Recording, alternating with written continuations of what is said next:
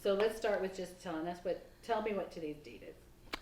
Well, I am Toy Openshaw Lund, and I am 84 years old. See, I didn't make you... Almost. Almost 84. Yeah. No, I'm almost 85. Is that right? Yeah, because my 84 year has been passing. And okay. so do you want to have an 85th birthday? I'm almost 85th. No, I will only have my 84th, but as you look at it, that's the way it is. Anyway, do you want to start over? Yeah. So, shall we throw a big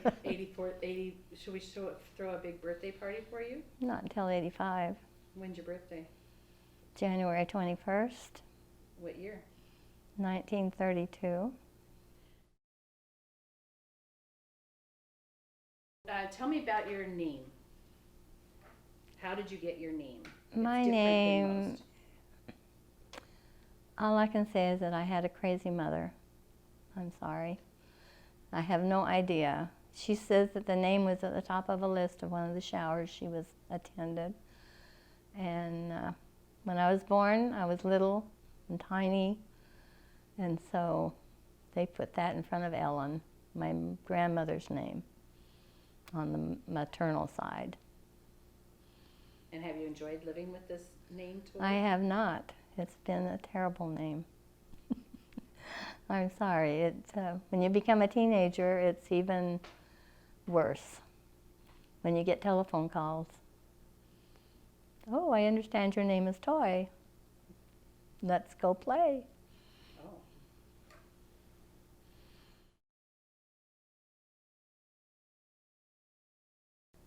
I was born here in Mesa, Arizona. Where did you grow up? I grew up, oh my goodness.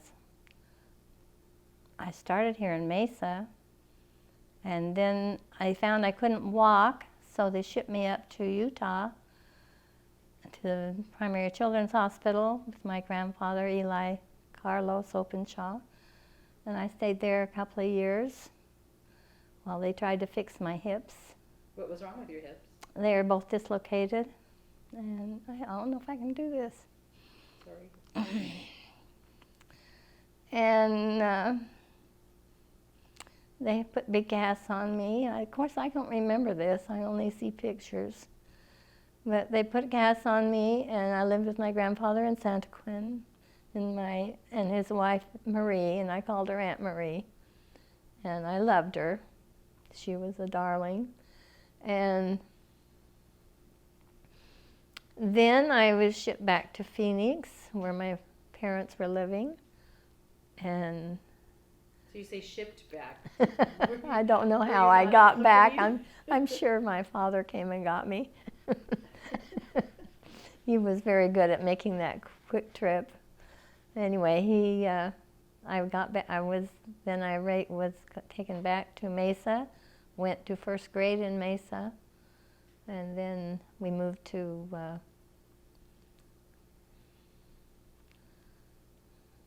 it's gone, girls. It's gone. Anyway, we moved on the other side of Phoenix, west. Oh my gosh, how could I ever forget that town name? Well, anyway, and I went to third grade, second grade there, and then we moved to Phoenix next to the store, and from then on I was raised in Phoenix till I graduated from high school at 327 East Southern Avenue on the south side of Phoenix. And was it a negative thing like it is now to be on the south side of Phoenix? Evidently. There were lots of rich homes there. The Stapleys lived there, and we had a wonderful ward. After I left, we met in the school cafeteria when I was 16 and 17. Why is that? Because we didn't have a church building there, and they made a third ward. And, a sixth ward. They made a sixth ward. And then after I left and went to college, they built a chapel there on Southern Avenue. somewhere in the avenues. That was a beautiful chapel. Hmm. With the big garden area between. It was.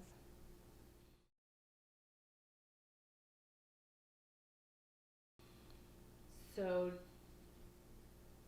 let's talk about when you were a child. What did you do to keep yourself occupied? What kind of interests did you have? I love to read, and the grammar school, Roosevelt Grammar School, had a wonderful library, and Mother allowed us to walk down there and get books on weekends, and in summers we would go down and check out books and come home and read them in front of the cooler because it was too hot to play outside. Was it evaporative? It was evaporative, something like that. We never had air conditioning. How did you deal with that other than that one little Well, we cooler? just lived in Did you it. sleep in that room too? No. We mostly slept outside Really? and never got bit with scorpions. That was our worry when we put down our beds. But in the evening, in the nighttime, we would sleep outside. And Did your parents sleep out there with you, or was that No. just the kids? no, just the kids. And it was a fun time because we all ran around in the yard all night until we got in bed. Till we got in bed. But anyway, and I liked to roller skate. We would go down to the wonderful schoolhouse that had cement everywhere, and we would roller skate and roller skate and roller skate for days, for hours. And then we played a lot of games that had all the neighborhood come in the afternoons when it got cooler, and we all played neighborhood games in our yard. Did you have a very large yard? Yes, we did. We did. When we first moved in, like when I was in 3rd grade or 4th grade, the yard was full of chinaberry trees. And eventually my mother had them all taken out. Well, those hurt your feet if you're barefooted. Well, we loved to climb those trees and have fights with the chinaberries. We called them chinaberries. I have no idea what they really were, but that was a lot of fun. And then we'd go down to the ditch bank behind us and play in the water. There was a little creek back there, I guess ditch for irrigation. So you didn't have a swimming pool then? No, we didn't have a swimming pool. No, they waited till I left to have a swimming pool.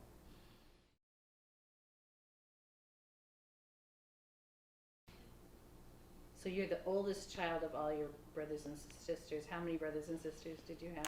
I have 9 brothers and sisters.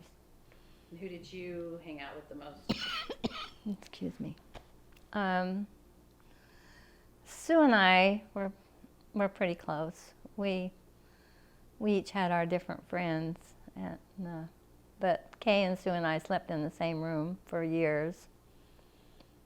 And we're the ones that gathered up the neighborhood to play games. So your house was the magnet. Our house was the magnet. And did you have pets? Yes, we did. We had a horse named Midnight. She's a little squatty Shetland pony. We just loved her. Our legs hang down almost to the ground when we rode her, and she was so patient with us. And then we had a dog called Milkman because he barked at the milkman when he came. And that's what my grandmother Mammy called him, Milkman, so it stuck. And that's all I can think of. After I left, Nick or Doc had a great big Dalmatian. Are they big and tall and gray? What's big and tall and gray? Great Dane. Great Dane. Do you remember? You don't remember that. You were not even born.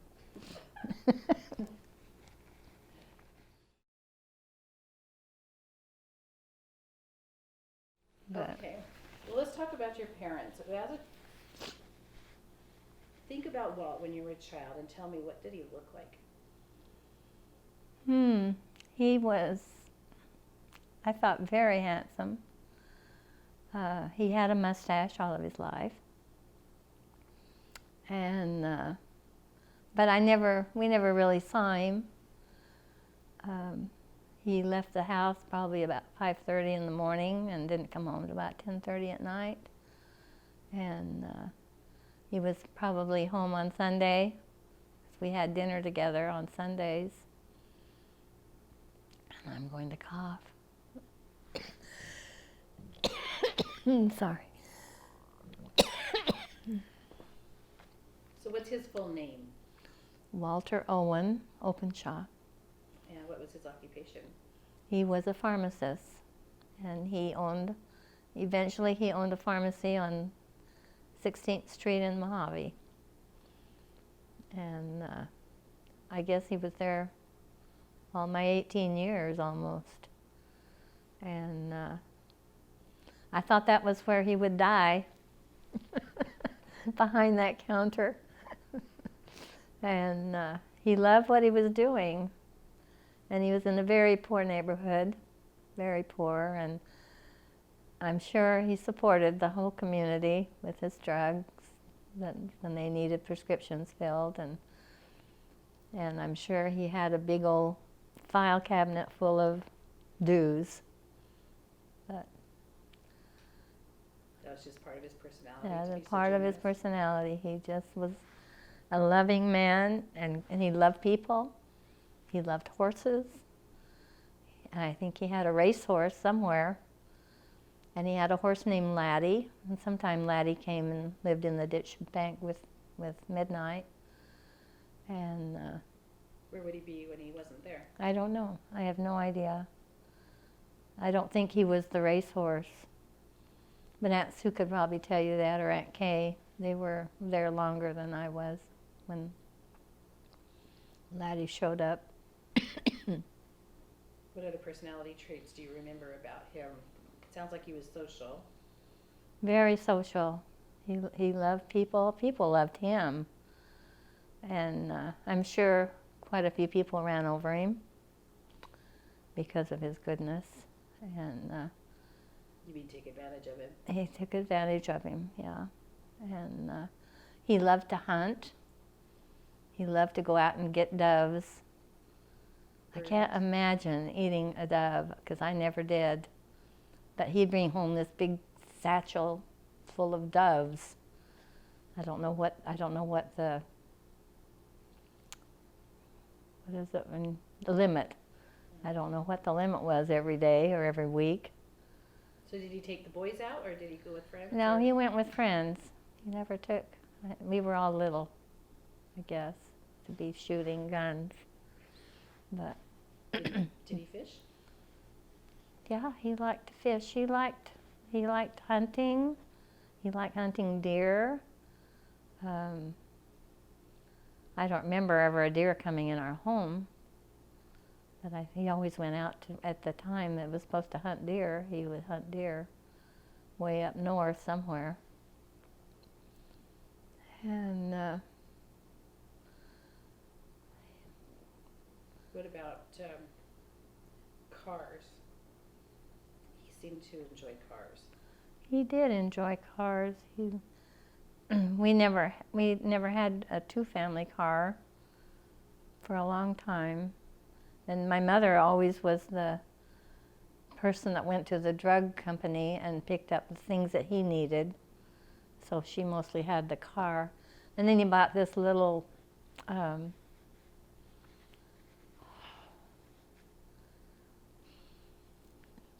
little tiny station wagon, Crosby, a Crosby station wagon, little tiny dumb car. It was so cute, it was so dumb. And I would drive it to school and park, and when I'd come out of school, it was on the sidewalk because people could pick it up and put it up on the sidewalk so that they could use my parking place. It's a wonder I never got a ticket. That's just really dumb. Of course, it was around the high school, so. Well, anyway, Daddy bought Mama a Chrysler station wagon, bought Chrysler, just a big Chrysler, a 50, I guess, 49 or 50 Chrysler.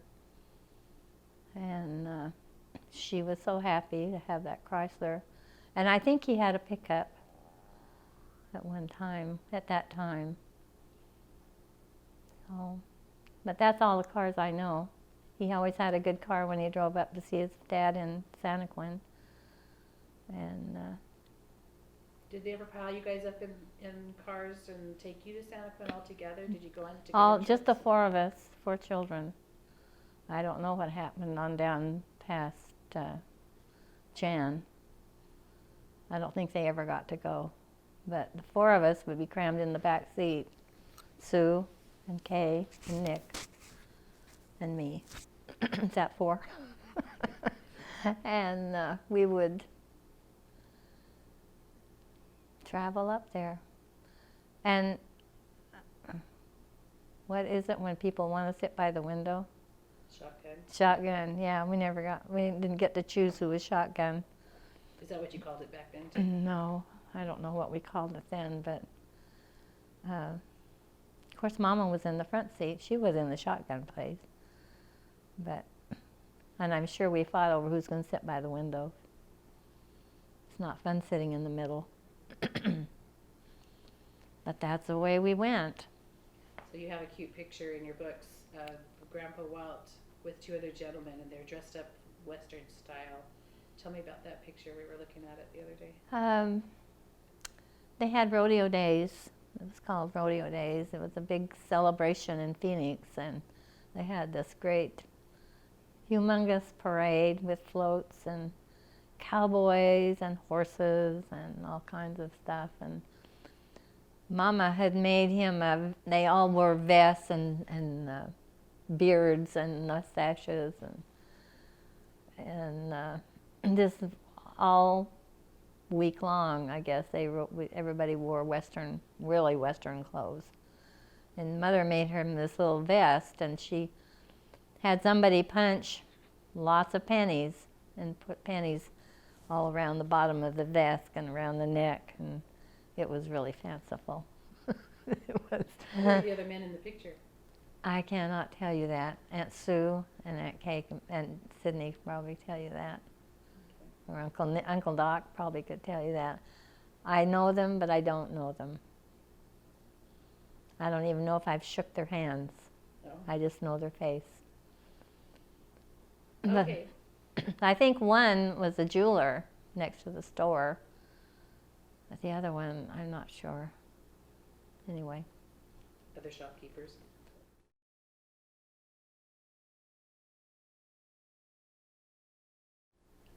All right, so now let's go to your mother. And did we even talk about Walt's name? What's his name? Yes, we did. We did. Walter Owen. And now let's go to your mother. What's her name? My mother's name was Phoebe Nichols, and my dad thought she needed a middle name, so he called her Hope. I remember that. But that wasn't her name. Her name was just Phoebe Nichols. And why did he call her Hope? Do you remember? I don't. He told me it was because he was sure she was part Indian, and she was part Hopi. Part Hopi? Okay. It I might have didn't been know just that. a tease when I was 18. He was telling me that. Oh, I didn't know that.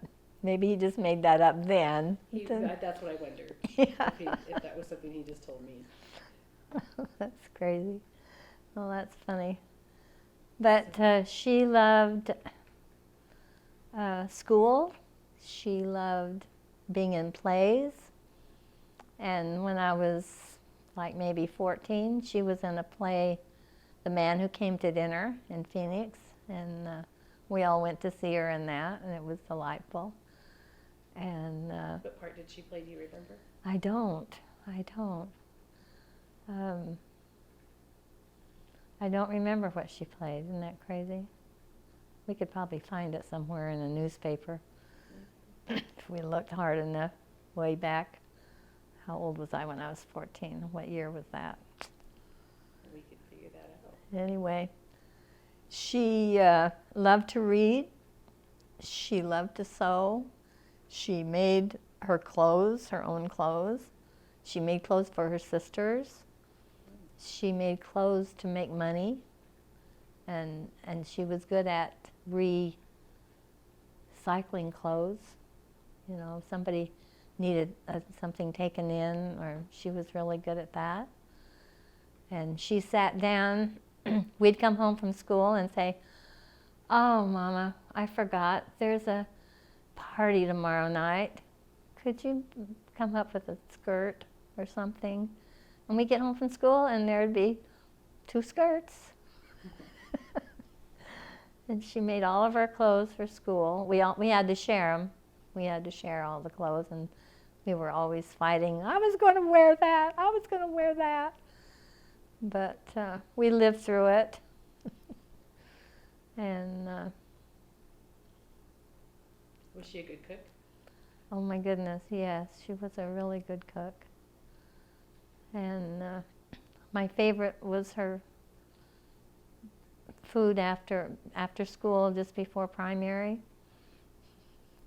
Or we had church meetings because we had to go clear into 2nd Ward in Phoenix from Southern Avenue because we didn't have a church building there yet. And we were attending 2nd Ward. We didn't have 6th Ward yet. And that was beans. Oh my gosh, she made this big pot of beans every Wednesday or every Tuesday, I guess. And she cooked the fish Daddy brought home, but she never ate it. She didn't like fish. I don't understand that. But she made it delicious. She cooked whatever he brought home. She cooked those stupid doves. How much feed? He had to clean them if he wanted to eat them. So that's only fair. And she was just so generous. When she was during the war, and people would be standing waiting for the bus, and she had to go pick up the prescription stuff for Daddy, and she would pick up all the people as she went. They were standing at the bus station, the bus corners. Were they And strangers take them. or just people she knew? No, I'm sure that not hardly any of them she knew. She might have known some of them on Southern Avenue, but when she saw people standing at a bus stop, she would stop and pick them up and take them in. That way she was recycling everything she had, you know, not wasting gas just for her. So, and she loved Missouri. She loved, she loved her house. They really redid that house, added on to it, and then they built this big pool, and then they had a big disaster about the pool. And I don't know too much about the disaster, but 2 little babies drowned in it, and I think Aunt Linda had a day school or a babysitting job, and Mama had to get away from that. So when Daddy bought this place in Missouri, she was gone. She was gone. And they loved it in Missouri. Even when the pigs came in to her kitchen. In the house? Yeah, Daddy went out one day to go out and feed the pigs, and they had pigs, and what else did they have? Geese and goats. Oh, that stupid goats. And you know about goats, they have to be on the highest thing that they can climb. And they're always on top of the pickup. 4 goats on top of a pickup. It was just unreal. Well, anyway, he went out and he left the door open to the kitchen. And while he was gone, the pigs got out and wandered up to the kitchen. And when she came down there from upstairs to do her stuff, here were these 4 big, you saw the pigs. Yeah, they were big. Big pigs in her kitchen. So she's shooing them out and yelling at him. cows too. Yeah, Or they had. horses Oh there. yeah, they raised cows for meat, not for milk. And horses. Yeah, she had a horse. She loved horses. And she did a lot of stuff in her youth. She went to California with her cousin, and she did all the driving. You know, and the cars, I guess cars were affordable then because almost everybody had a car. And well, anyway, she was at one of the ball games where the football player ran the wrong way Hannigan or something like that, wrong way. Anyway, he got that nickname because he got a goal for the other side. I don't know, how does that work? If you run the wrong way, who gets the... If you're holding the ball and you go to cross the other guy's line, they get the score. I don't know, but she was a great woman. She made lots of quilts. She loved to make quilts. And it was fun helping her, trying to make quilts for her grandchildren. So And you ended up helping her a lot, didn't you? I did. I ended up, she had a lot of deadlines. She needed help, and I learned a lot from her. But did I sit and talk to her about family history? No. I did try to talk to her about her dad, but she wouldn't talk to me about her dad. She just said he was a good man, and I never got to see him, and he was alive while I was little. But anyway. Her mother had passed away. And her mother was on the way to a wedding to the temple, and with three other women, and she was killed in a real accident. Somebody sideswiped her side of the car. And how old was Phoebe when that happened? 18. Yeah. She was down in Tucson going to college, and then she had to come home. And there was just her and Bill, Anthony. Anthony's her brother. Tony. It wasn't Bill, it was Tony. Yeah, Tony is her baby brother. It was just her and Tony that were at home. And so she had to get out of school and live with her oldest brother. I didn't realize she had gone to college. Mm-hmm. She'd been down there, I think, 18, maybe almost 2 years. Do you know where Grandpa went to college? No, he went to college in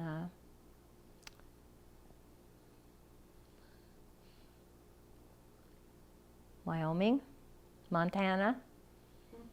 Yeah, he got his pharmacy degree in Montana or Wyoming.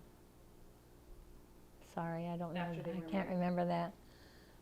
No, before they were married. He rode a motorcycle up there and a motorcycle back.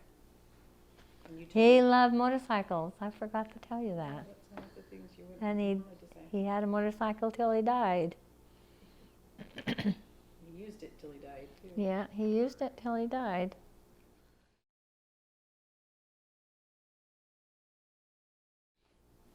So tell me about your college. You went to college. How did you decide to go to BYU? Funny story there. When I graduated from high school, I had become engaged to Leslie Duke, a sailor, member of the church. I thought he could take me to the temple. So we became engaged, but Mother insisted that I go to BYU, and I didn't insist on you doing that.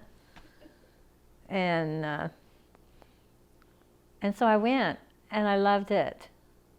When I graduated from high school, I was one of the very bottom people in my grades. My grades were terrible, and I worked hard, but I still graduated. And I graduated with good grades. I didn't have any D's. I only had C's. And anyway, I found that I can get A's. I got A's and B's when Once you got away from Leslie, you could tell. no, he was in the Navy. He was back east. He was on a ship in Japan. I don't know where he was. But anyway, he came home and came up to see me and confessed that he couldn't take me to the temple. And so I gave him back his ring, and then I was free to date. And I went to several of the dances, and went home for the summer and asked if they could possibly send me back for the summer quarter. And bless his heart, I don't know how they dug up the money, but they sent me. They sent me back. And that's when I met your father. And I wasn't interested in being engaged or in love or anything. I wanted to go to school and be a teacher. And but he pursued me, and we got married. So I only got 18 months of schooling, a year and 2 quarters of schooling. And then we were married. I met him in June. We were married in November. That's pretty dumb fast. So he was still in school at that point? Yeah, he was in his senior year, and we got married and went back to up there while he finished his schooling, and then we moved to California, where most of you were born. What made you decide to go to California rather than down here? His family lived in San Francisco, and they had, while he was on his mission, they had moved to Santa Rosa, California, and so he kind of was going home, but he wasn't home. So he looked for a job there and got a job as a probation officer, and then he got a job as a federal investigator for the United States Civil Service Commission, and we went from there.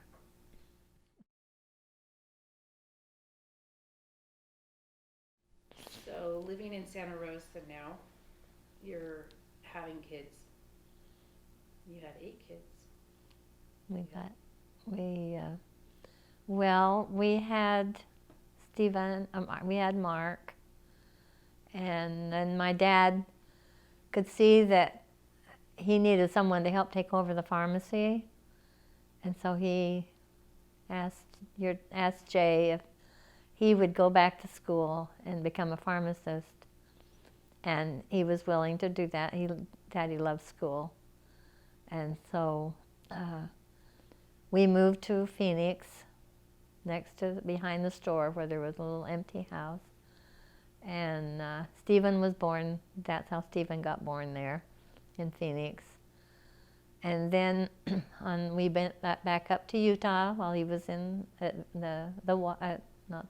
was at Utah State. What college is in Utah? In Salt Lake. Anyway, he was there. And because of Stephen's birth, he fell way behind. He couldn't get caught up in all the math and the chemistry of it, yeah. And so he gave up, and we went back to California. And that's when he became an investigator. Yeah, that was after. He became an investigator then. And then... So we're talking about Dad being an investigator. What kind of investigator? He investigated people who were going to be working for Atomic Energy Commission, or companies that were going to be working in atomic energy. He had to interview all their employees. he had to interview, or he didn't interview them employees, he interviewed, when they fill out a application, they have to list where they've been for their last 10 years. And so he has to go to those 10 years of homes and see what kind of people they were. And he dug up a lot of communists. Really? He did. And they were all embedded in the Santa Rosa Junior College. Isn't that interesting? Yeah. So, well, anyway, that's the kind of investigating he did, and he was very good at it. He was working out of San Francisco, and they even gave him a home office in Santa Rosa, so he didn't have to go back to San Francisco day after day.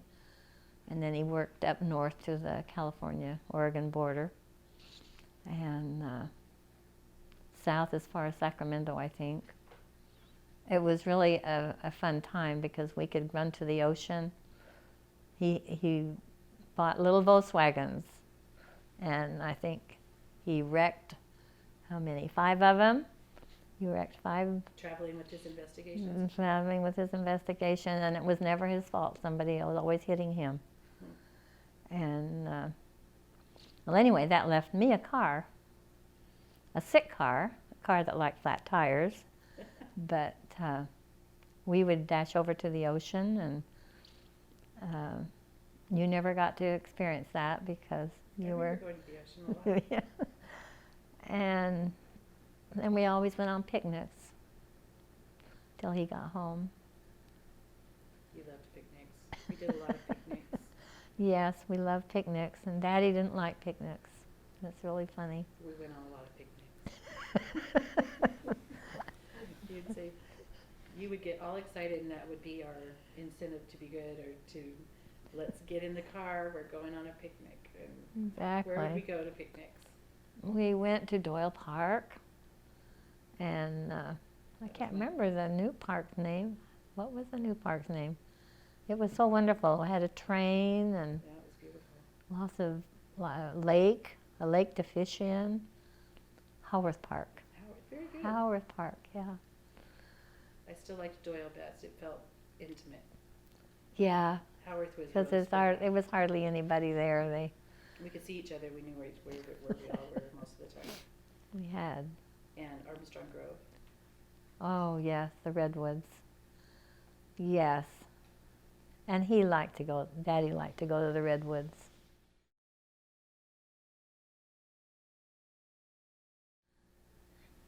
Well, talk about vacations that we've gone on that, or with or without kids, that you remember. We, I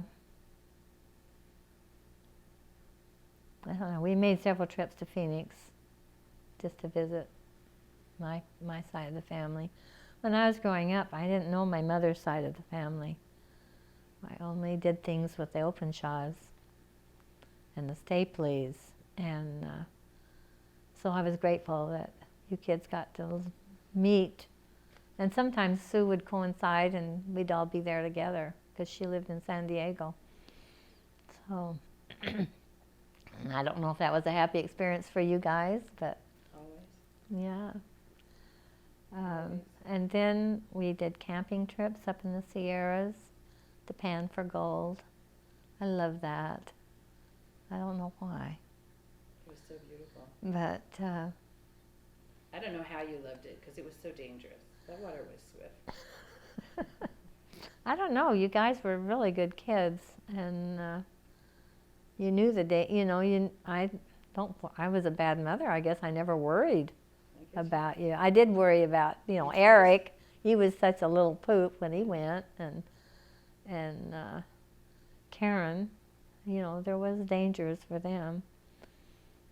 But there was no bathrooms, and we all had to go dig our latrines, and I loved that. And I hated it when we went up that year, and somebody had found it, our place for camping, and then turned it into a camping area with cement and garbage cans and toilets. I was so sad, and it was full of people. Turned it into a state park. Yeah, it was full of people. How dare they find our place? We had neighbors. And the water was so cold. It was. Get your gold pan out, and your hands would be freezing trying to hold the pan. Did you ever find much gold? We did. We never found nuggets, but we found flakes and little pieces, and we had them in a little jar. And I don't know why, but Douglas dumped it down the sink. Sorry, Douglas. I'm pretty sure it was you. All the inheritance. Your dad said it was you. The lack of inheritance is his fault.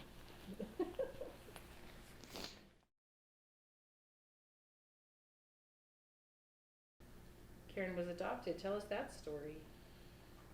Well, that was a sweet story. When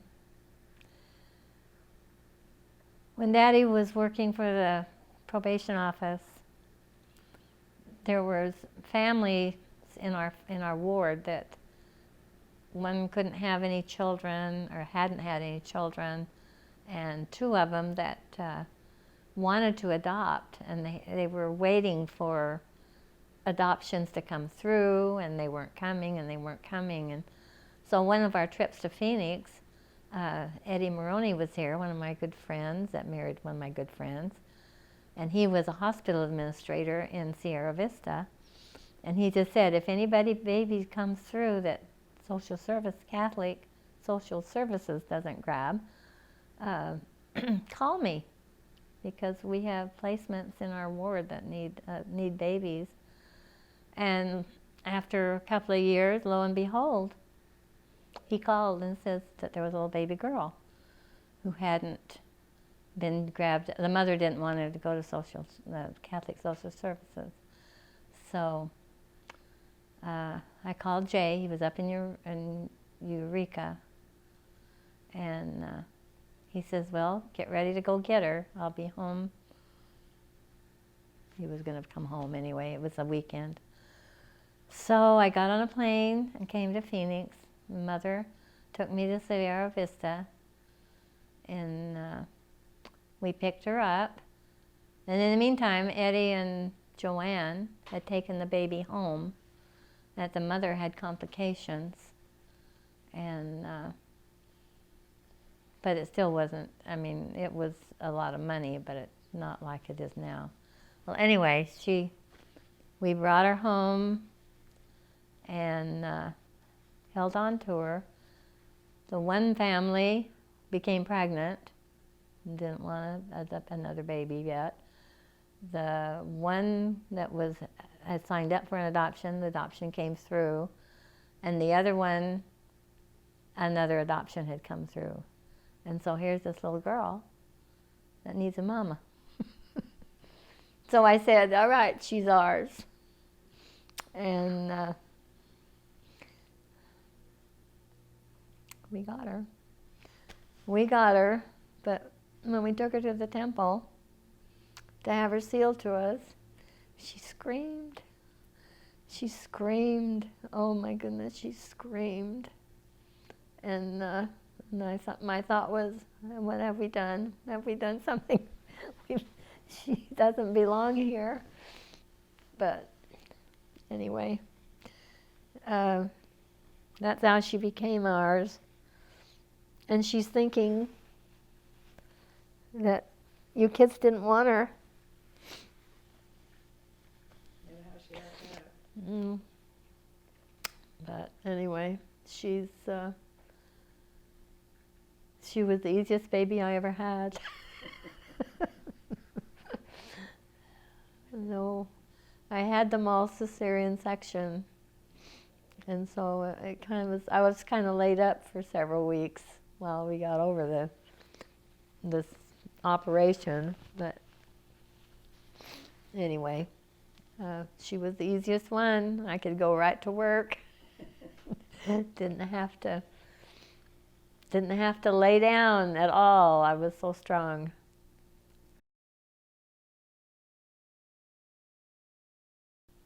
So tell me now about moving to Missouri. How did that come to be, and how did you feel about it at the time? Oh my goodness. That's going to cause lots of tears too. My dad had talked to Jay about coming to Missouri, and Jay was getting tired of his job. That's what he did. When he got tired of it, he always went to something else.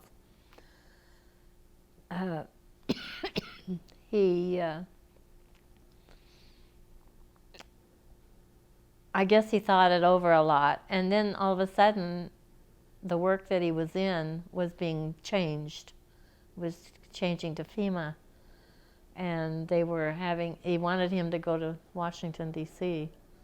because he really was good at his job. And the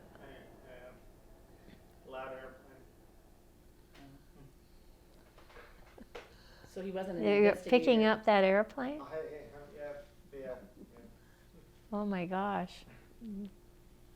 So he wasn't an investigator anymore. No, he was working for, yes, he retired. He didn't retire. He changed from one government job to another, which was civil defense. I don't know how I left that out, but yes, he worked for civil defense, and he made lots of trips around California, Arizona, all the western states to make sure that they're using the money correctly. And when he finds that they're not using the money correctly, he cuts the money off. That's what kind of power he had.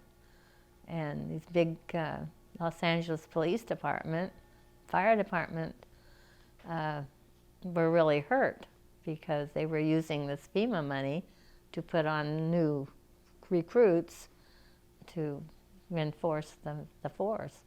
But that wasn't what the money was for. And anyway, he got tired of that and was considering what my dad had asked him to do. And I told him, no, we're not going. There's no seminary. Church is 1,000,000 miles away.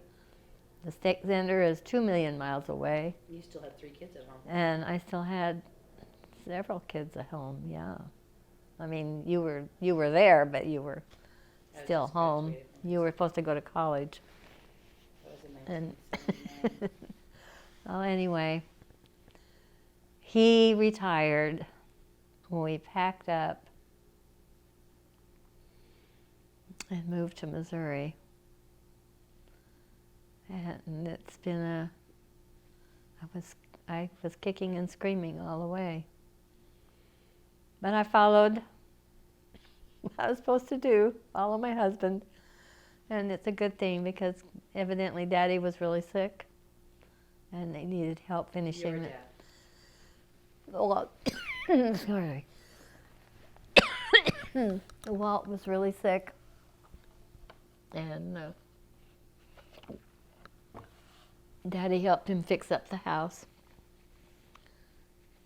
Jay helped him fix up the house so that it could be all right for my grandmother to live in. And then he went with purpose of dry kiln, drying wood.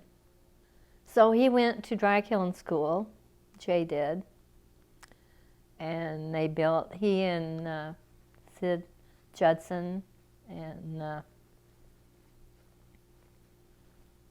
Jack Tenney From Santa Rosa. got together and started the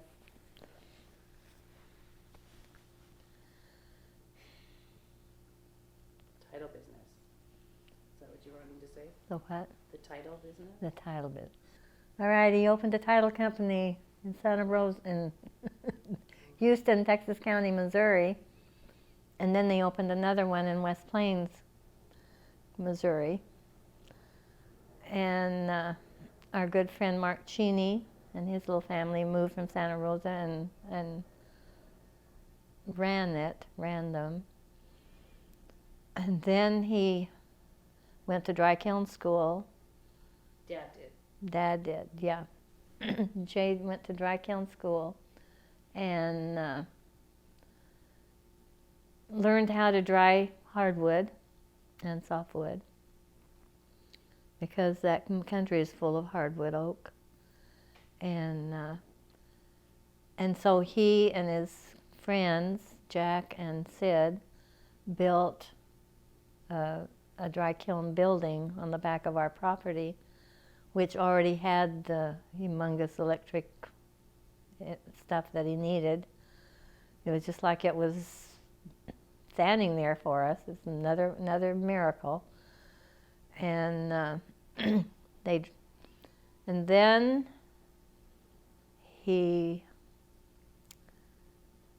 got Greg and Julie. Greg and Julie just got married, and they came out, and he helped him run it. And then they were building another building, and Jay was on a scaffolding trying to fix the rafters, and was pulling the scaffolding along, and Greg was trying to sweep all the rocks away, and he hit a rock, and it dumped him over, and he fell on his head. How About far? 25 feet, Yeah. 25 or 30 feet up he was standing, and the plywood collapsed and took him down sideways, and he split his brain in 4 pieces. And after that, he decided, well, he's not going to do lumber, because it takes too much time turning the lumber over and grading it. He learned how to grade lumber. And so he sold the company to Greg. And then he decided, oh, we need to build a store, because the big store building burned down, or the big cafe burned down in the middle of Roby. And so he and Doc, my brother, started building this convenient market, called it Walt's. And then he also started the fire departments, because our fire rate was so high that they built a fire department. He got the people, the bigwigs in the community together, and they built 3 fire departments, one in Roby, one in Evening Shade, and one in Success, and put 2 fire trucks in each one. It was a great thing. And then he built his community, helped build his community center, and a big, beautiful community park. And this was all volunteer work. And this is all volunteer work, yeah.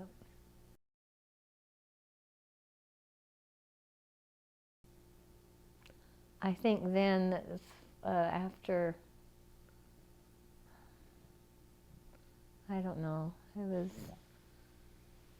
probably 2002, maybe.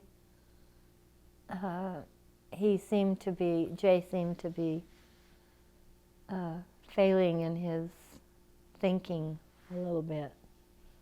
He couldn't spell things that didn't look right to him. He can use a computer. He did do a lot of playing cards, solitaire on the computer. And then we came to Phoenix. Was it to Jason's graduation? No. Anyway, he fell in a motel and broke 5 ribs. And so we came here and had him checked out, found that he had a heart murmur or something, and the heart would stop. And I'm thinking that's probably, he was having mini strokes back then, clear back in '02. And anyway, after we did that, he healed. Everything seemed to be fine. He still worked. He worked at the prison, teaching. He didn't work. He volunteered to teach the prisoners the gospel and the schooling. He was doing schooling too. And then he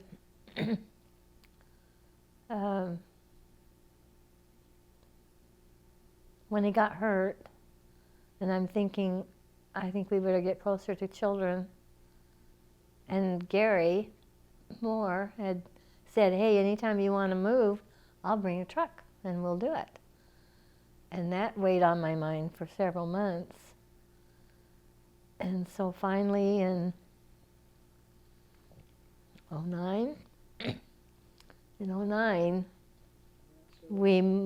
he came with his truck and we moved to Mesa, Arizona, in this beautiful house that Linda had refurbished. And that's almost the end of my life. No, Well, you took it's care of not. Dad for a long time. Or- Yeah, we took care of each other for a long time. And it was dementia that was causing him yeah, to he had start failing. dementia, but he knew enough not to like doctors, certain doctors. And he did not want to go back to the dementia doctor at all. He didn't like being He told. was, He understood what he was saying, and he didn't like it. yeah. But he couldn't talk anymore. He tried to talk.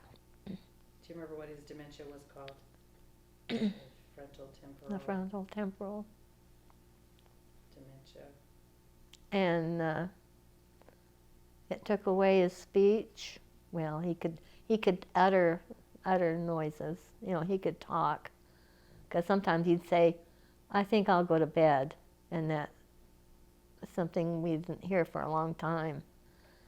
And he could tell us what he needed by, I don't know. He couldn't write anymore. He couldn't read anymore. His communication was really messed up. So I think he just decided he's not going to do this anymore. And he left us. That you took good care of him. He's not the only one you took care of till they died. You took care of all the grandparents. Well, yes, I did. It's true. That's So true. let's start with Walt. What was your experience with Walt when he... I really didn't have anything to do with that because I had come to Arizona to take care of Ellen while Audrey was having her hip surgeries. And when we got back, Daddy was in the cancer hospital in Columbia. What was his diagnosis? Lymph node. It had gone into his lymph nodes. I thought it Cancer. didn't start in his kidneys. I thought, no. Am I wrong? No.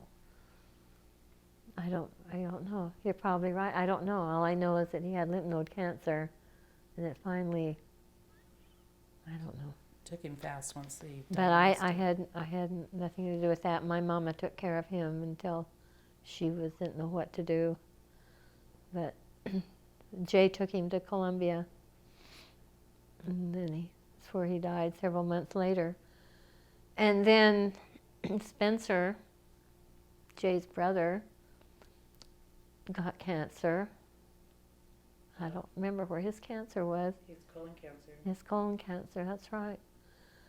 And he stayed, we tried to talk him into staying with us for a few months, and then he decided he couldn't get it. And Jay took him to Columbia back and forth whenever he needed to the Veterans Hospital. And finally he just says, I can't do this anymore. I'm going to go stay at the hospital. And so he died. And then my little mother fell upstairs by her bed and broke her hip. And so we had to traipse to Rolla for her. Finally brought her home. And she decided not to eat. just like Jay did. She was with you for a long time, it felt like. How long, I don't know. I You don't had know. her in the living room of your I home there in know. Missouri. I don't know how long that was. And as I look back, it doesn't seem like it was very long, but it could have been 4 or 5 months. At least. And then, yeah, and she passed away. But I had nothing to do with Dad Lund. I mean, Uncle Spencer helped Uncle take care of Spencer. him. But he was next door to you. Yeah, Uncle Spencer took him over after he broke his hip. And then I had to come here and fall Bertha, out. did you help take care of Bertha? Not too much. Because Spencer was there. to Spencer help. was there, and one morning she fell and broke her hip. And so we took her to the hospital, but then we had to go to Dallas to the temple to do our temple work. And in the meantime, that's kind of blurry because they called and said that she had broken her hip. I guess she broke it. No, she broke it because we put her in the hospital. But she was having stroke, so we left Dallas and came back. And she up and left us in the hospital. So we neglected to talk about how both sets of your parents ended up in Missouri, right where you were living. Right, that's right. So how did Grandma and Grandpa Len decide to come Well, out there? When we left Santa Rosa, they began to feel lonely Because they always lived. because we always lived close to each other, and we were, able to help them a lot. And so, up and lo and behold, they decided to move back to Missouri, not by Maryland, which is sad, but Maryland moved from San Francisco and didn't move by them, and besides that, they weren't any active in the church. So they came to Missouri and were active going to church, and we built them a house next to our house. They seemed So- real happy out there. And they were happy to be there, and it was fun having them around. And they lived with us until they built the house, that poor little old rundown house that we had. But it was good. I mean, I tried to make it beautiful. And well, anyway, after we left Missouri and moved here, 3 days, and I fell out the garage door and broke my femur. Then you started And, your surgeries, didn't And you? then I started my dumb life.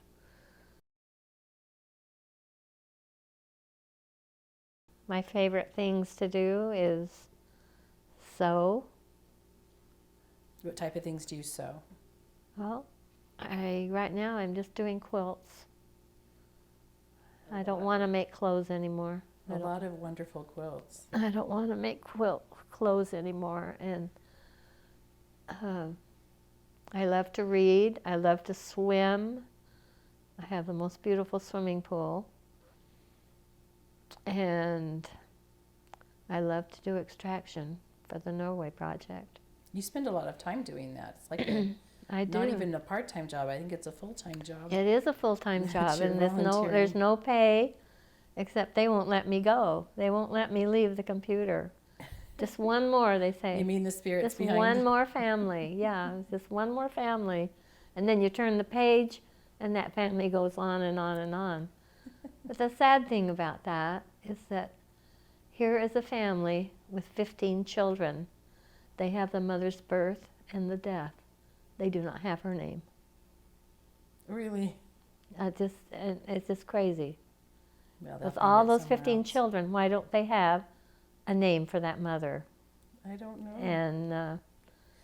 And it's, So you a lot. started.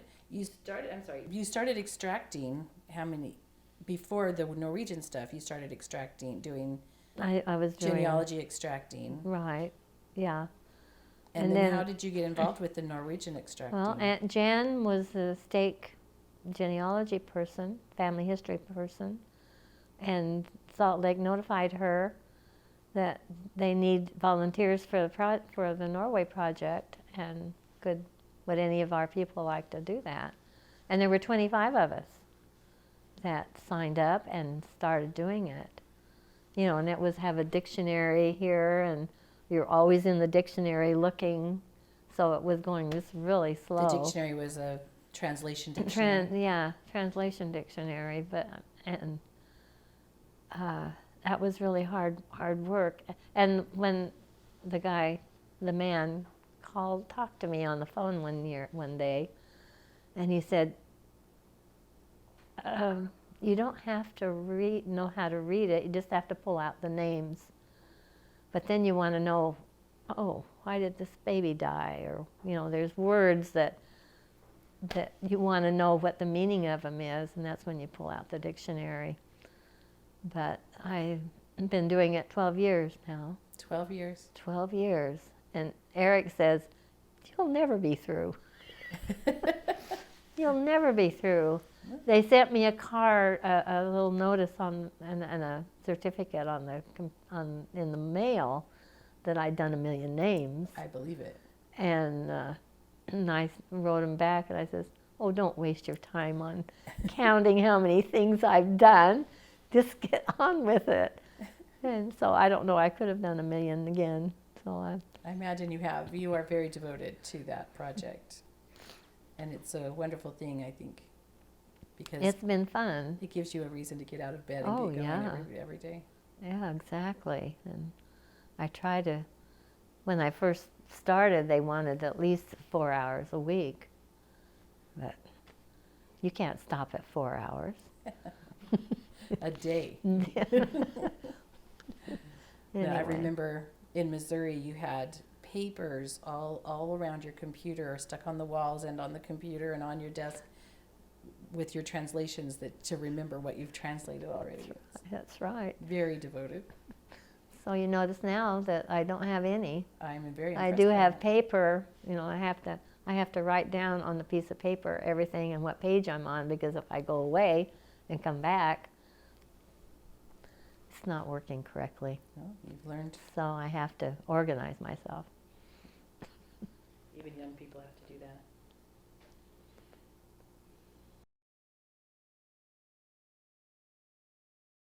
Let's talk about wedding quilts. How did it become such a tradition in our family? Oh, it came as, I don't know, am I trying to copy my mother?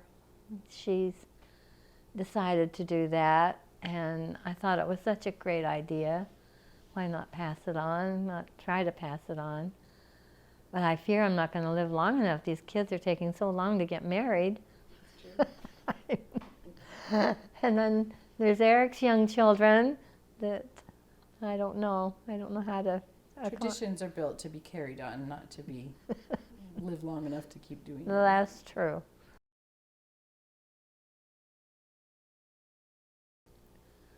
What other traditions do you feel like you have carried on for your family, or came up with, or? Oh, I don't know. I started knitting Christmas stockings for my children, and then I thought, well, I need to make one for their partner, their husband or wife. And then I was hoping that all of you would start knitting and crocheting, like, you know, carry on. But none of you knit or crochet, and it's so sad. I thought everybody Julie can had do to. it. Yeah, Julie can do made it, and she's Jason's. been doing her family.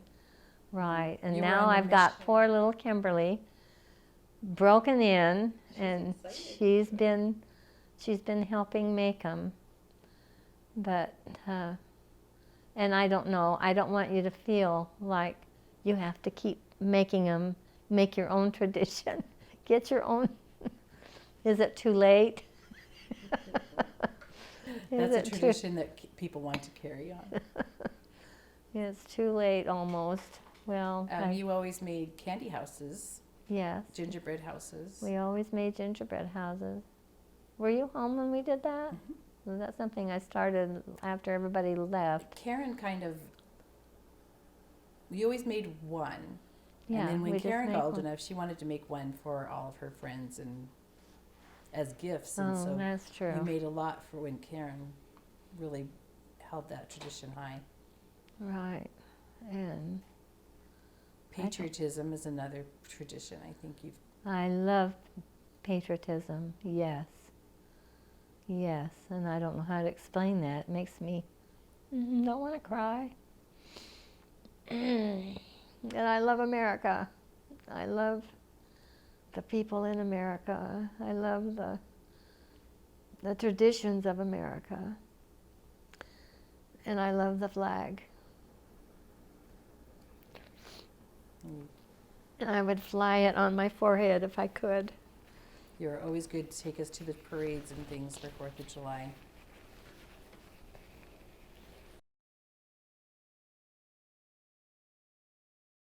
Oh, you talked about reading. That's one of the things that you've always liked doing. What type of reading do you like? Well, in my youth, I loved ghost stories. And I loved mysteries. And I love things with happy endings. American way. And that's what I like to read. Dad was always a big reader.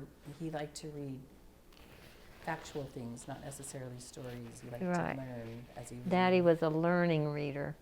He wanted to learn. And his library was enormous with old writers.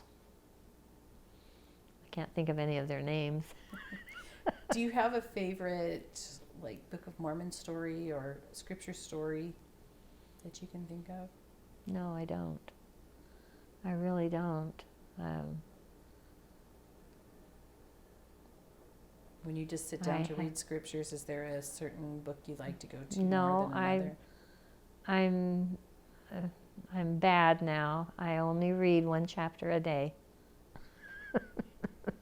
And I read it until I'm through with the book. And then whatever other scripture we're studying at Sunday school, I read that until one chapter a day until it's all, or one, it depends on the paragraph or how big, until I finish that book. And I finished the Bible like in, I guess, the beginning of September. So now when I go back through the Sunday school class, I can reread it again or whatever they're talking about. So anyway, I love to read the scriptures. I love the Doctrine and Covenants. It's and I was a seminary teacher. I loved when we went to the Doctrine and Covenants. I like the Book of Mormon too, but not like the Doctrine and Covenants. I don't know why I love that so much, but I guess I love history also.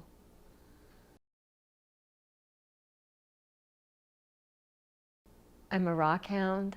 I love going out looking for rocks or seeing rocks and picking them up.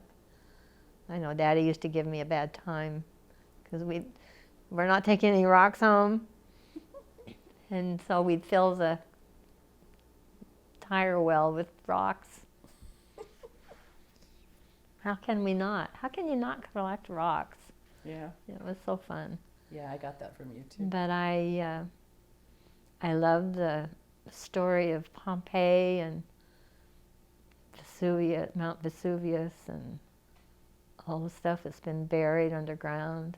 I would like to be an archaeologist. I really would. You've always loved Egypt. And I think I wanted to be a secretary at one time in my life. One time I was going to be an airline stewardess. Yeah. But So you can go find rocks all over the world. And we can go find rocks all over the world, right? I'm putting words in your mouth now. No, but that's true. Although I don't think you ever get to see the ground. Your airline stewardess, but When we came to Arizona, I remember you taking us out to look for Patriotism, and we found a lot of Patriotism. That was a fun thing. we to do. did, and I can't find. I've looked for that place where the mine was now, and on the way up to Globe in Superior, and they've hidden it well. Or they strip mined it Whatever away. I don't know. No, because it was back in the mountain. But we really climbed those mountains looking for rocks. Yeah. And we found shells, we found big things that are fun.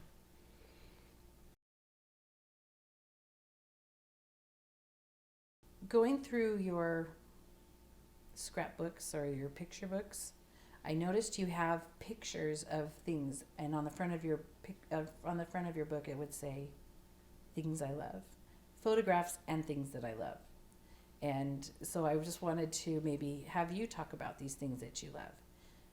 Your favorite kind of dog. Do you remember what picture you have? Yes, there's a bunch of them over there on the wall. That's true. They're a picture of Samoyeds. I had a Brother Oleanders gave me his Tucker, Samoyed, but he would not shut up. He just barked and barked and barked and barked. He was doing that at the Oleanders in Kabul, and he just was not happy. He didn't want to be an outside dog. I think that was his problem. But I love Samoyeds, and Troy somehow got one while we were in Missouri, and she had puppies. But she had the puppies out under one of the trailers that we had, and you couldn't get to them. It was, she dug down underneath the trailer, and she had those puppies there. And one day, I guess, sometime they were running down the road, the highway, and somebody plowed into them. Oh. I just can't believe anybody would be so cruel. And I know it broke Troy's heart. It broke my heart. And that's all the animal I like. And I don't want one now. Oh. Everybody's trying to talk me into having a dog. No thanks. We don't want you to be here by yourself. No, that's like it is being by yourself, but then you have to Babysit. babysit. Yeah, that's the word, babysit.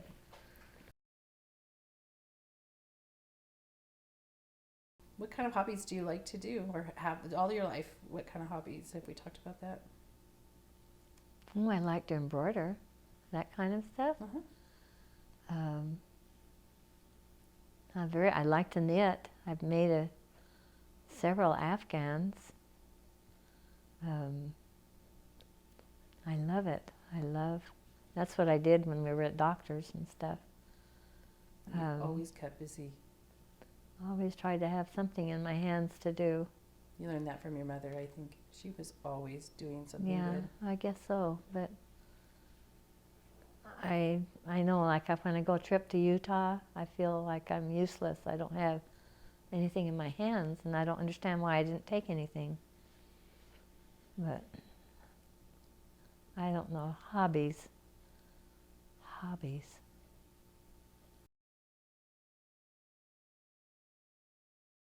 So I think we already talked about your favorite vacation. Yeah, my favorite vacation was the gold mining times. I mean, that really wasn't a vacation. Up at Yuba, North River, up in the Sierra Nevadas. North Fork of the Yuba River.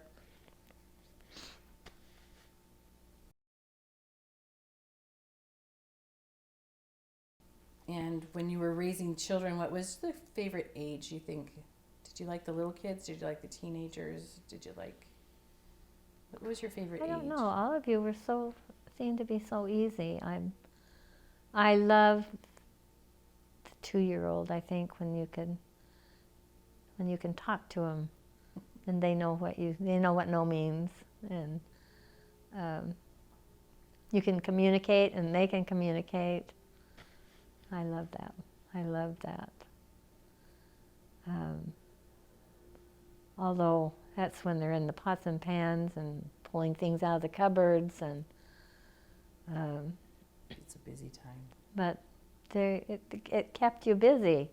I mean, you weren't doing things you weren't supposed to be doing. I don't know what that meant. I don't know what that meant. You always let babies get into the pan cupboards. Right. I remember your delight when they learned how to drum. It's different than Give you a wooden spoon. Yep, different than a lot of parents. You liked to let them drum on the pans.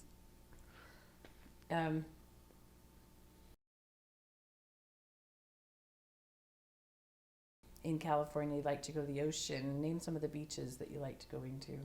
Oh. We went a lot to Shell Beach. I know it was really hard to get up and down The cliffs. the cliff. It was a steep cliff down to the ocean, but we did it. I don't know how we did it. On our You didn't bottoms. make very much. You didn't get to go to that very much.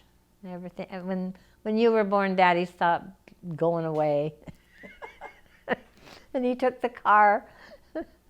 He had the car all the time, and so we didn't get to do much traveling to the ocean. But we'd carry that big old wooden playpen.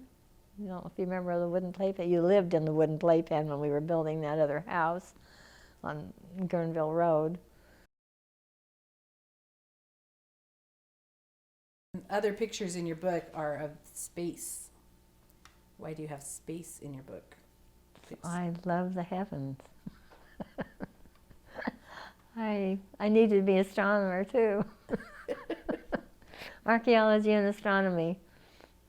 I don't know. I just love to look up. I love the moon. I love to watch the phases of the moon. And that eclipse that we had last couple months ago was fantastic. I just enjoyed that so much. That was fun. See that blood red moon. And I don't know, I can only tell you which stars, you know, the Big Dipper and Little Dipper. I can only point stars out, and maybe I can find the Pleiades, but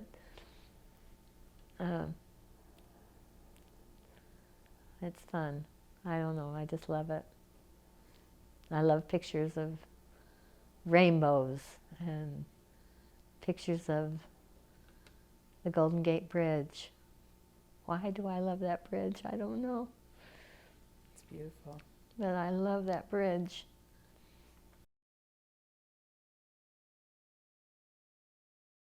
So living in California and Arizona, what do you love about either one of them or both of them? Let's start with California. What do you love about California?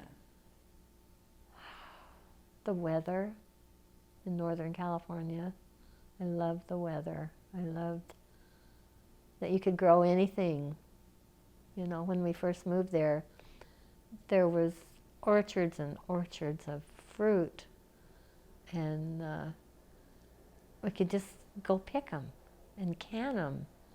And my goodness, we picked lots of, all of you up picking up pears. And, you know, pears you had to be really careful because they bruise so easy, but everything was so, and it was free. Nobody wanted them. If it was on the ground.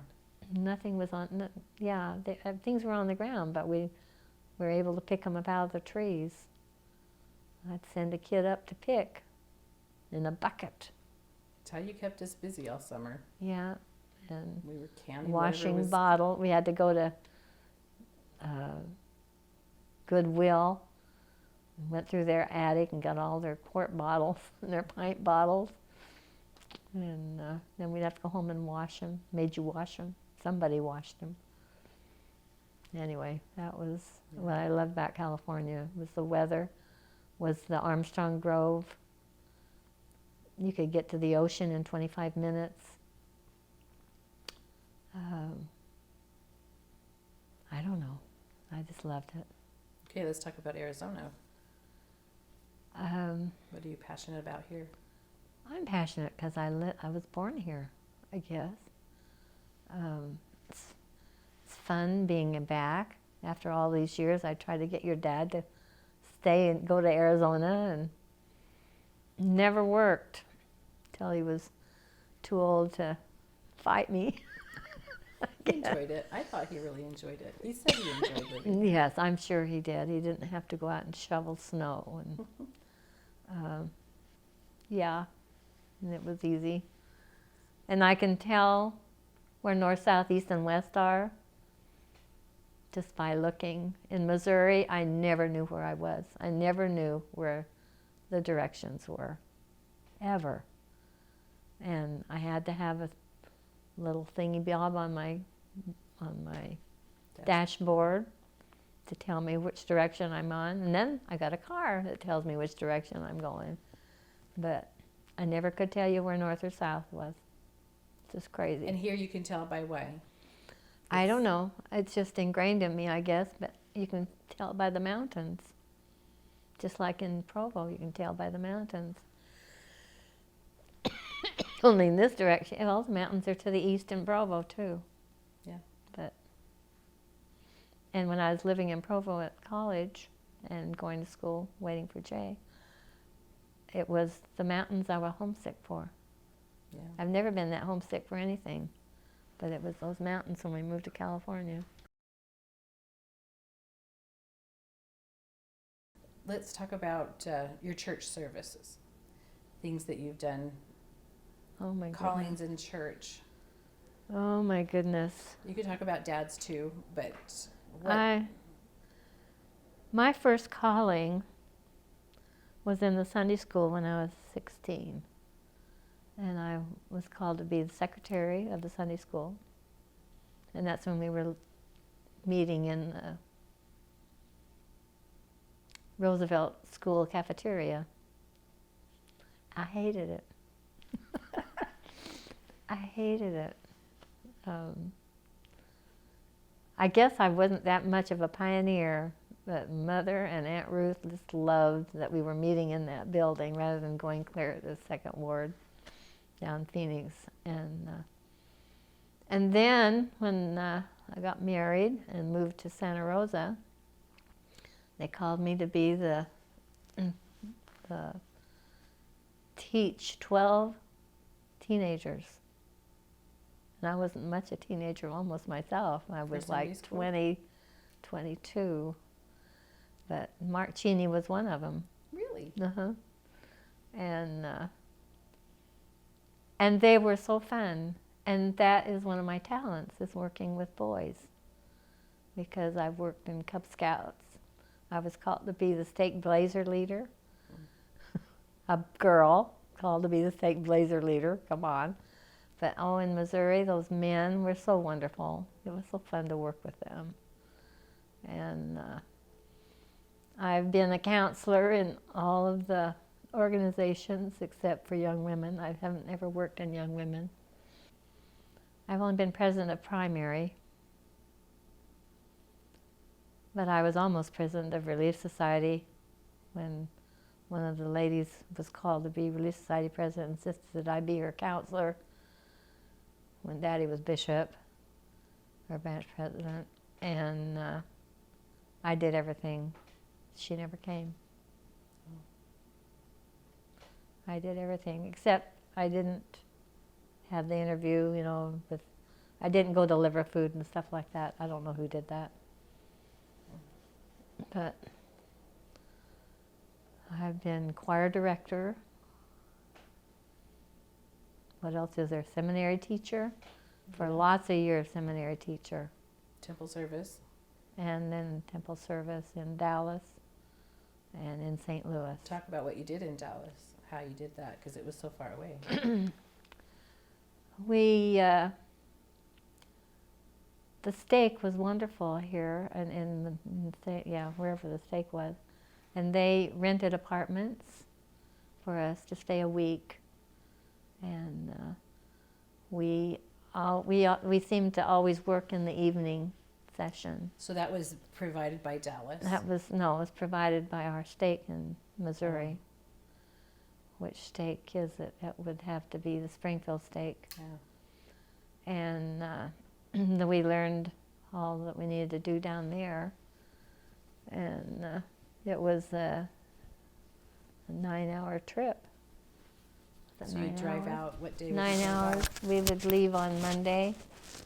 Ooh, sorry. We would leave on Monday and come back on Saturday afternoon.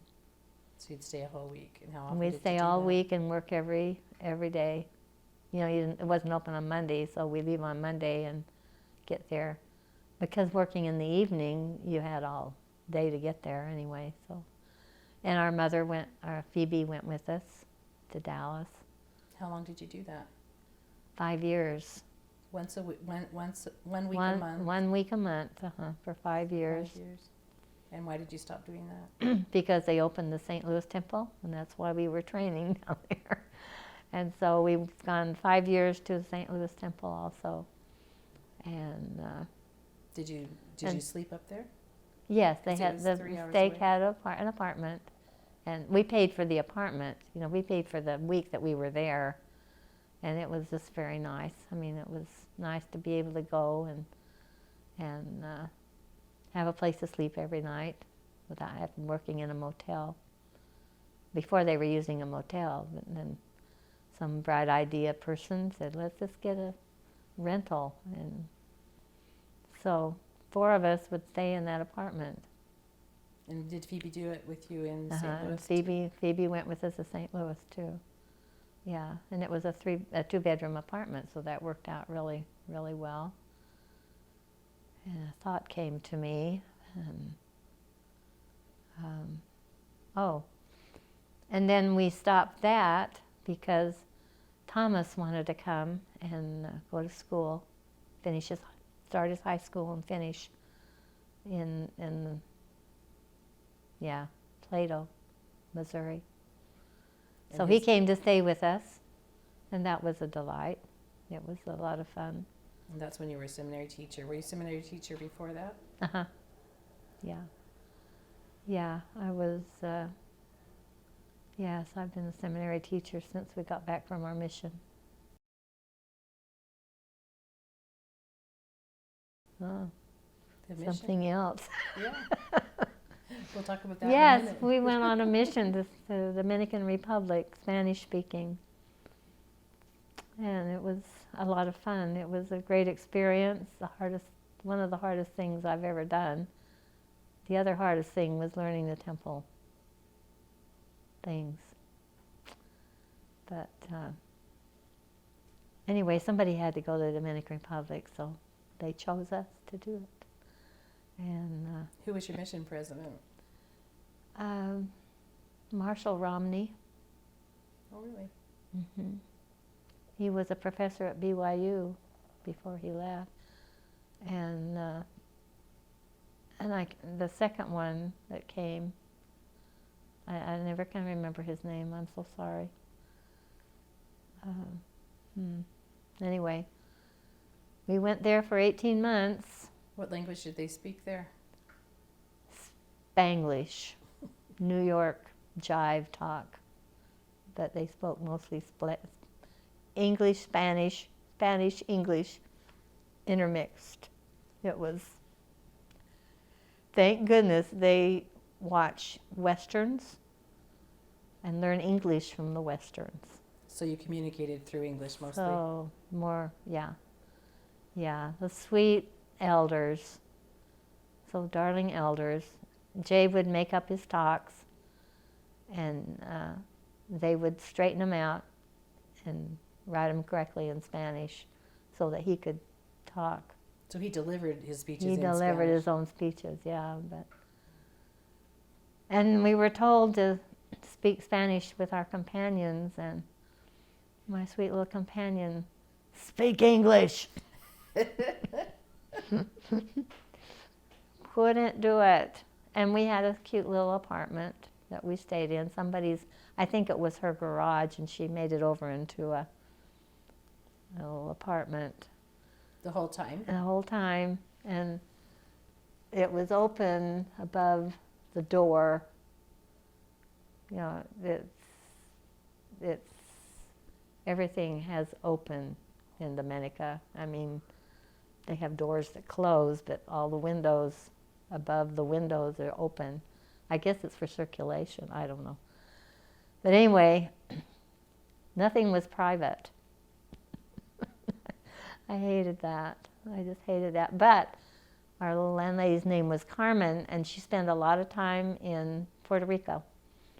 So there were months, maybe weeks and months that she was gone. So that was fun. That was fun.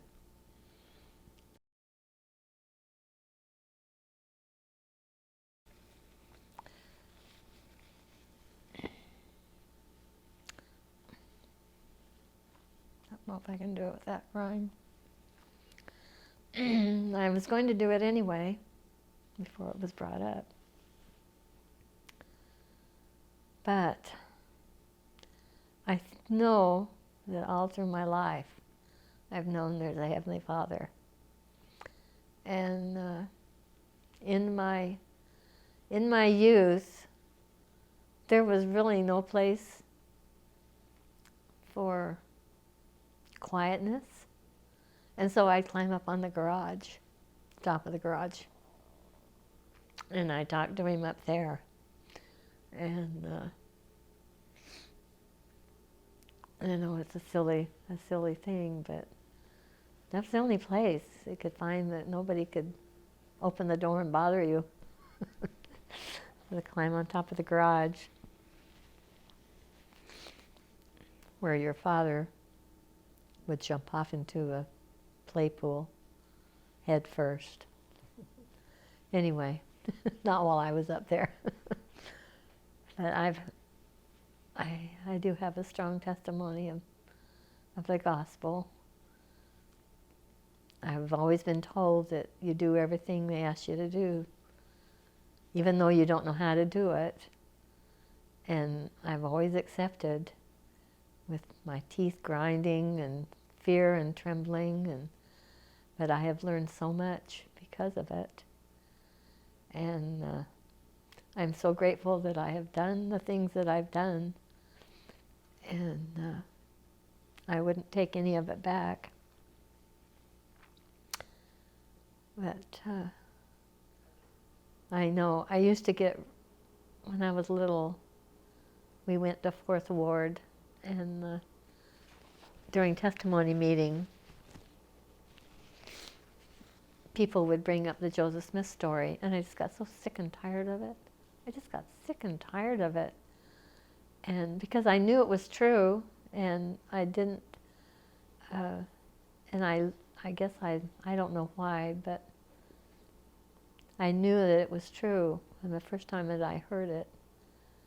And yet I didn't want anybody to keep bringing it up. Isn't that funny? I don't know. But I have read the Book of Mormon lots of times. And sometimes our stake presidents will say, all right, let's read this Book of Mormon before the end of the year. And so I've done everything that they've told me to do. I've tried to anyway. And it hasn't diminished any of the truth. It's true. It's a wonderful thing. There's wonderful stories in it. And I love 3rd Nephi. And I love the stories of Paul's journeys. And what I kind of think Paul was a crippled man somehow. And I kind of relate to him a little bit. I don't know. It said he had a thorn in his side. What would that mean? But I just want you all to know that the church is true. And no matter what you choose, if you don't turn around and start doing what the Lord wants you to do, you're going to be in trouble. Because there is repentance, I think, on both sides. But it's a lot harder on the other side after you've been here. So you need to repent and do the things that you need to do to straighten your life out. And there's so many miracles that have happened in my life, and tender mercies. Oh my goodness, so many tender mercies. And I'm grateful to have had all the experiences that I've had in serving in the church. And I've been so grateful to have had the priesthood in my home all these 64 years. Almost 64. And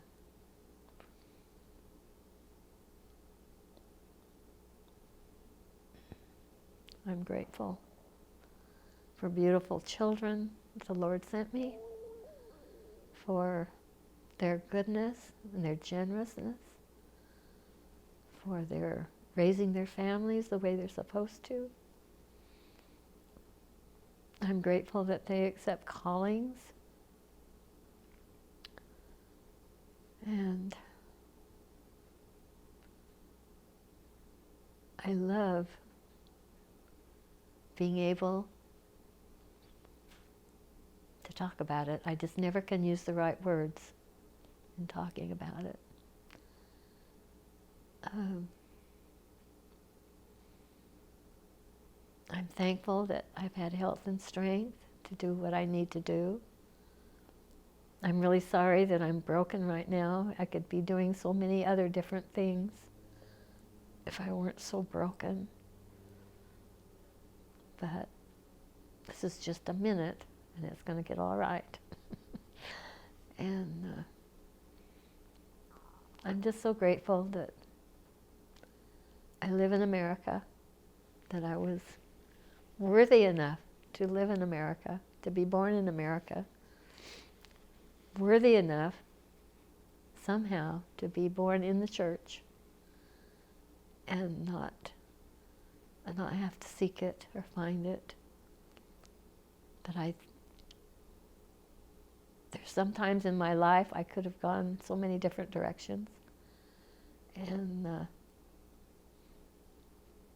because of my faith, it's always turned me around to the right direction. And I'm thankful for this opportunity to share this with you. In the name of Jesus Christ, amen.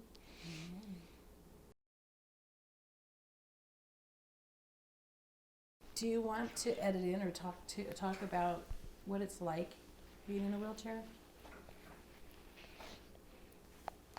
I love it. That's not what I've heard. No, growing up, I was told that eventually I would probably end up in a wheelchair. But it took me 79 years. I mean, when did I was still walking after I broke my femur, and then he replaced this hip, which I shouldn't have had done, and then I broke the femur in my knee. It's my knee that's not correct. Anyway, that has been a blessing. I mean, as long as I can keep my feet on the floor, I love it. Because, man, when I'm quilting, I don't have to rearrange that chair. It just goes automatically to where it's supposed to. It's a little awkward sewing because I've got such tight quarters here, but I hope not to be in it too much longer. But I'm grateful for the chair. I probably hate it, But how can you hate something when you can decorate it? That's right. I don't know. You hate having to be in it, but you don't. I hate the having to chair. be in it, especially when I need to be out. I miss shopping. I don't miss shopping.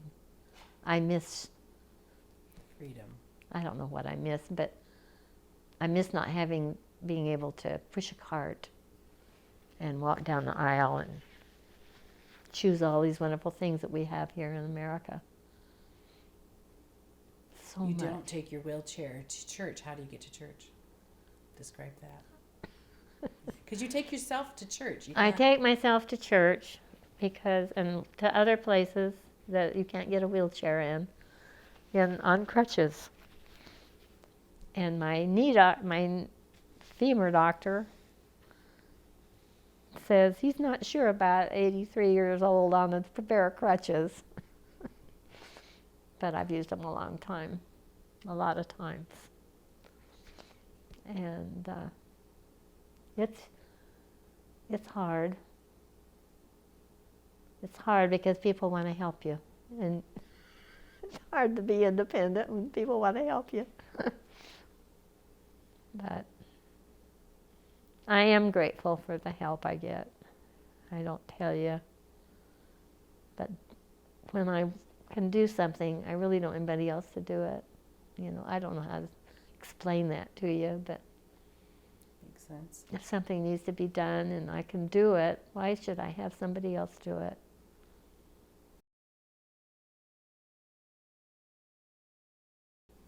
Well, you're a very service-oriented person. Your life is. Yeah, and that's sad that I can't do service anymore. You do service Although still. I try to do service. You're always doing for others. And is there anything that you can think of? We didn't talk about newborns in need. Do you want to talk about newborns in need? That was a big service project that you did for a long time. You were president of Newborns in Need for a long time. I know, but In the Missouri chapter of it, anyway. I was kind of forced into that. But you did it. I did it, and I loved it. And What did you Newborns do? in Need was a program that my dear friend Carol Green started in Houston, Missouri, and it was to make tiny clothes for newborns and death garments for the little babies that didn't make it or didn't make it, and then we made blankets and nightgowns and dresses and pants and receiving blankets. We made lots of baby items, and it all had to be, the fabrics had to be donated. And we had sweet ladies that took fabrics home and came back with all kinds of wonderful little garments. And golly, I don't even know how many years that's been. But I was president of the Houston chapter for a while. A long while. Sorry, it was a long while. And it was fun and enjoyable, and it's still going on without me. So. You encouraged a lot of people to do good. And the sad thing is that most of the ladies that came to sew in our chapel, in our church, where we held our meetings, were not members of the church. I can count on my hand how many were members. How many people would attend other than that? 20 thereabouts. And Service-oriented do-gooders. they just were so good. They were so good, and they came clear up from Willow Springs, and they came from all over, and come into our chapel. Didn't want to know about the gospel.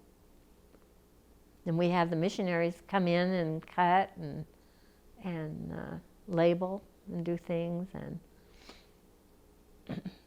they didn't, the people just didn't want to, they had their church, and that's what they were. Hard cast Baptists. Forever. Well, it's nice that you could find a way to be together and be a community together. Right. And, you know, they all loved us. We loved them. And it's just, someday they'll find out that where they were was true. It's a good thing.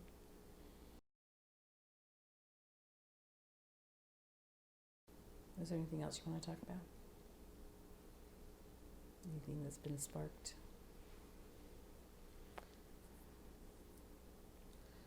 Actually, my life's been really dull. There's nothing. It's not like my dad. I'm like your dad.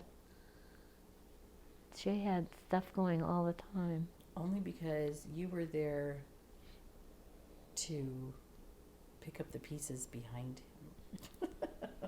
That's the truth. That's the truth. He was a messy, busy person, and you were always. He was a messy project person. Yes.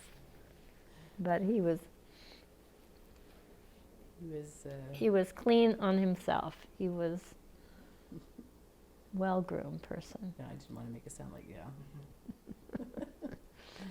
But he had a short attention span, and he would get his project done and move on. Yeah, And that's you were- right.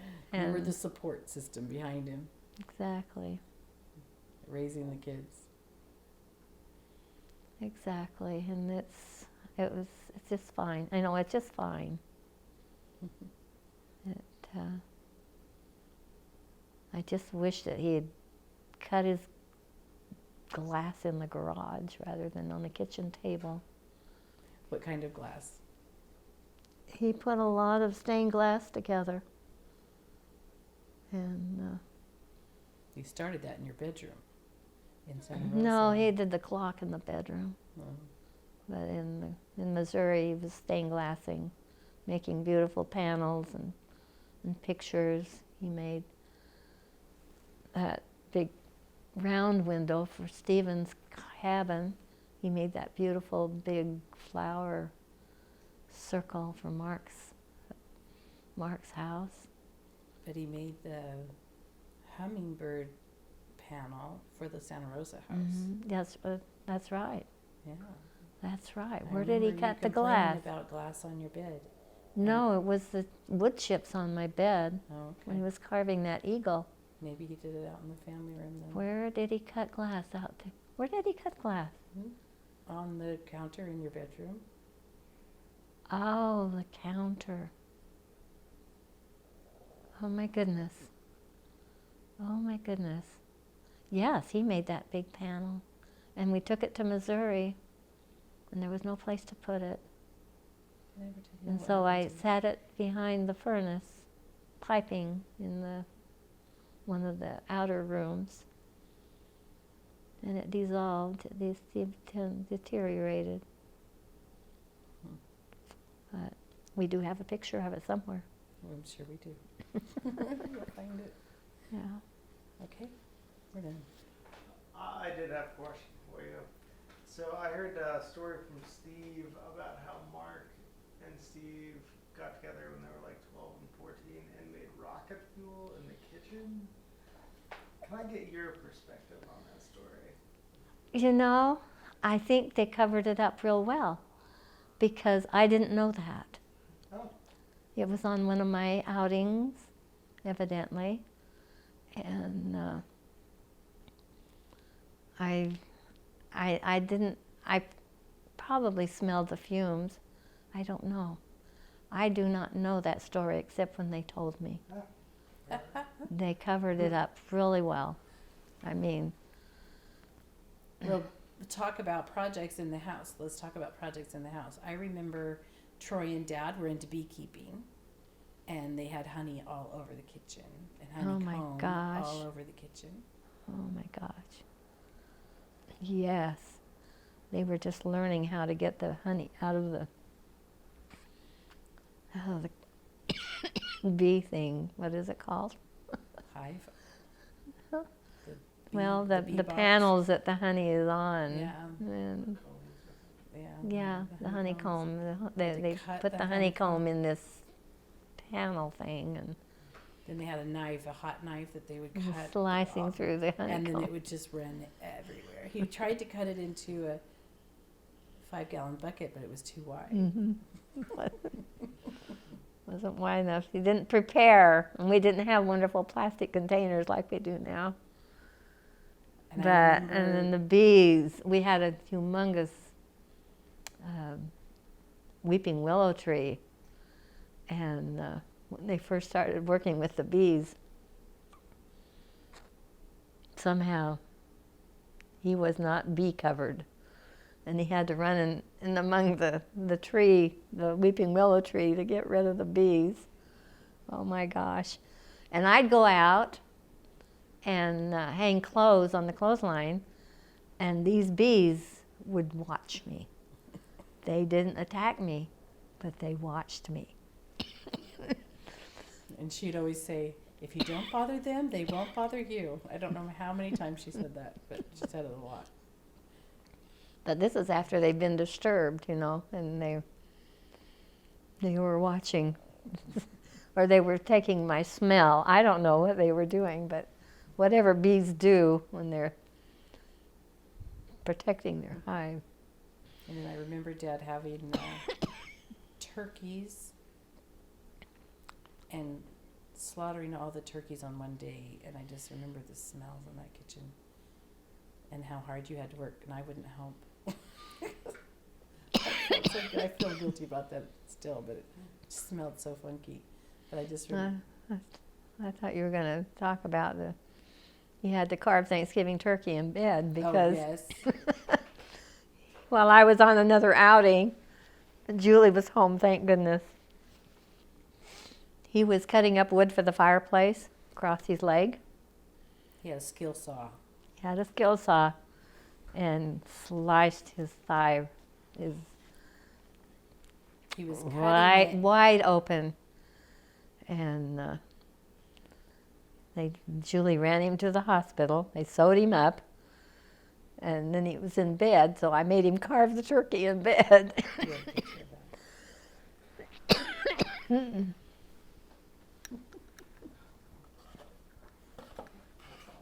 But antics.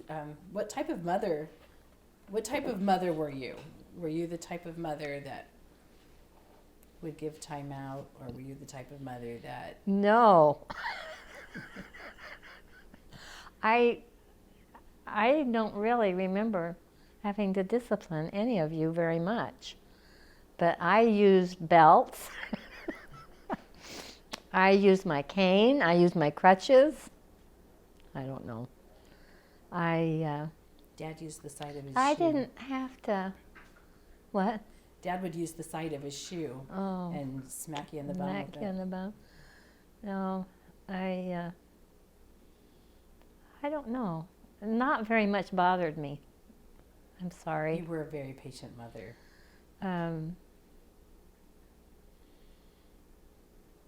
But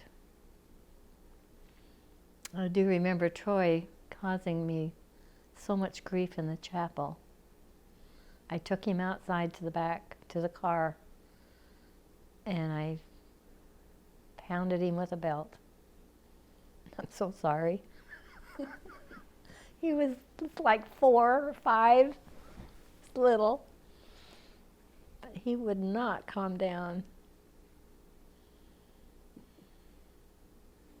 There's the story of you dropping Steve off on the way home from church from the Elupa Chapel because he wasn't behaving. That is true. Tell us He was causing all kinds of havoc in the car. So I made him get out.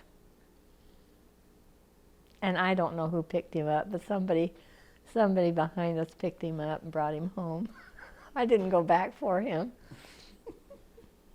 But I remember my mother doing that out in crossing the desert in California. Where were they going? They were going somewhere, and it was Doc. She put him out, and she didn't go back to get him. So I don't know that story. I'll have to ask him about that story. So you learn that. I thought, that technique Mother, from you your can't mother? do that. Then No, you- I wasn't there. Then That you was resorted to it after that. that, and there I did it the same thing.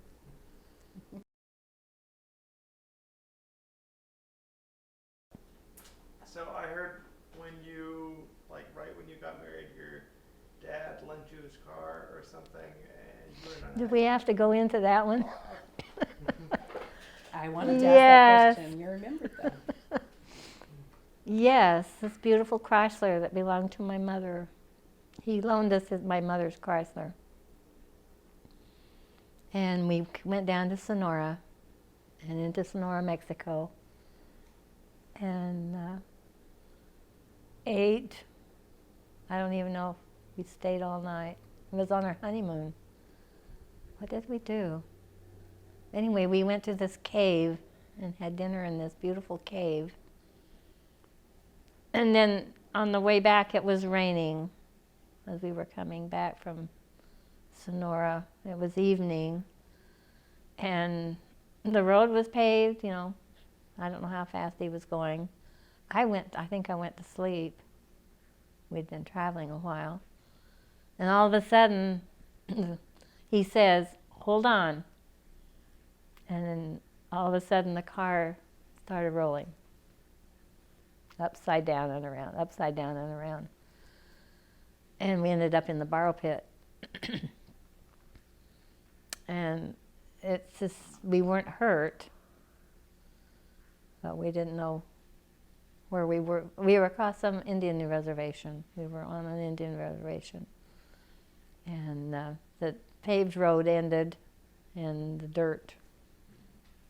And I guess the tires were, I don't know what was wrong with the tires, but anyway, almost immediately there's a truck full of Indians come up on us and wondered what they could do to help. And we didn't know what was in the car, you know, we hadn't explored the car. And so we got all our luggage and put it in their truck. And they took us back to Phoenix. And Jay got Dick Stapley to help us help him go get the car. And Daddy had a gun in there, a pistol under the seat. We didn't know that. He had a beautiful serape across the back of the seat, a blanket serape, and everything it was stripped. It was stripped when they took it back. And so my little mother was out of car for a lot of months because of that. We packed up my cedar chest and everything in his little terraplane and went back up to Provo. So Walt her grandpa was a pharmacist his whole life. Yes. So how did he, from what I was understanding from Belinda, he didn't start out as a pharmacist or like have any kind of formal education. He just kind of. That was Grandpa Eli. Oh, Eli. That's right. Okay. Yeah, Eli went to Little Rock, Arkansas. That's where Grandpa Walt and Uncle Sam were born while he was going to medical school. Eli was going to medical school there. And those two were born. And but Daddy, he worked for a pharmacist here in Mesa as he was going to school, I guess, and then he went up to school, and then he decided to open his own pharmacy, so, which he did.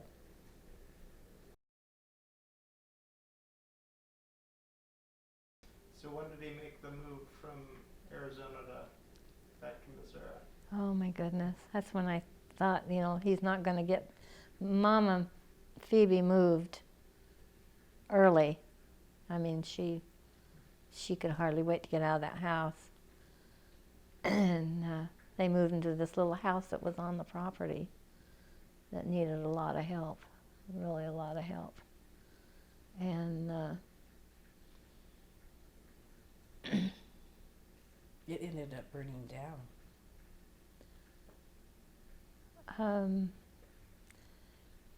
he finally sold the store, or I guess that's how he closed it anyway.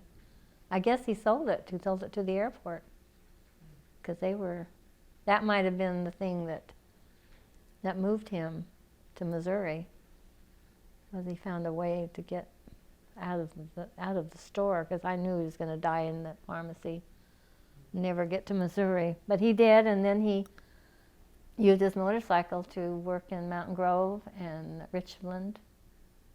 Yeah, he became the relief. Richland. Yeah, he was the relief pharmacist for those two pharmacies, and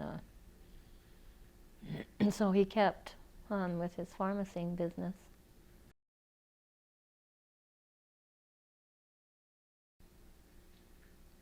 What made him choose Missouri though? Like, that seems very obscure, especially Plato, Roby Well, area. on one of his trips, I tried to get that clear from these boys of my brothers, but they don't seem to know any more than I do. Somehow he saw the land from above. I thought it was from an airplane, but they tell me that he drove. And like the country, and why he called the person in Houston, Missouri, I don't know. But he called, his last name was Head. A real estate agent. A real estate agent, and he went out looking for a farm, and he found one without looking at it. He bought it, and discovered that there was a house on it. And a big barn. And so Mama packed up her big old truck, and she and Jen and Sydney and I don't know who else came with her to help her move. Sam, Couple of Sam men. was a young teenager. A couple of men. And I think Sydney and David were married. I think. And I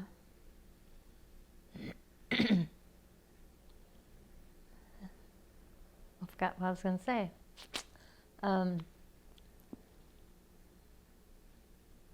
Well, anyway, she moved in, and she was there several years before Daddy came back, I think, before he got back there. So, and there was cattle, and I don't think they had the pigs yet. They didn't get the pigs till Daddy got there. But anyway, They had it was pigs. this. They had pigs in Missouri. They had pigs that summer before Dad got there. Before you moved there. There was all this 300 acres of land full of blackberries and wonderful walnuts. I remember picking walnuts with Mama, throwing them in the back of the pickup, and then we had to shovel them. Troy wouldn't let the people do that. He always shoveled for the ladies. That's nice. He was so good. He was so kind. When he was running the walnut operation. We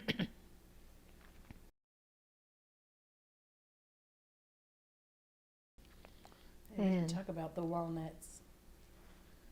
They were black walnuts. they were black walnuts, and you couldn't get them out of either shell. They were unapproachable. And so what was your business then?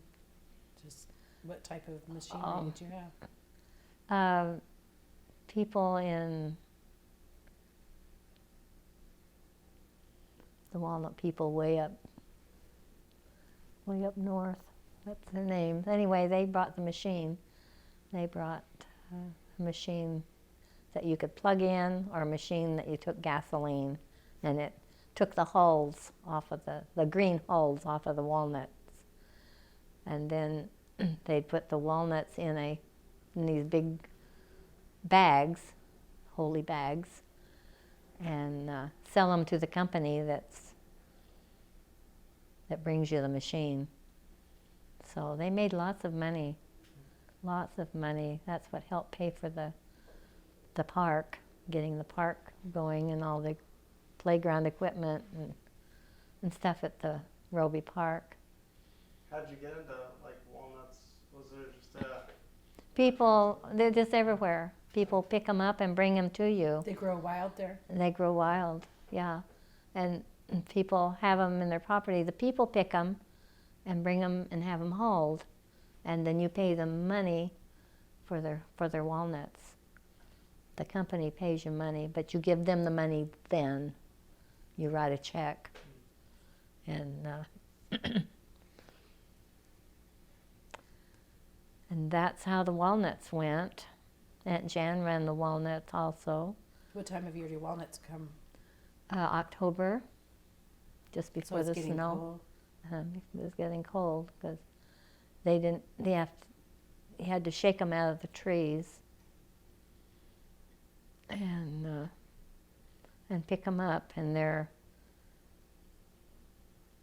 always where the ticks and the chiggers were. So anyway, it was a good project, except they have all these hulls. What do you do with the hulls? What did you do? We just left them. We just left them in piles. And when he got the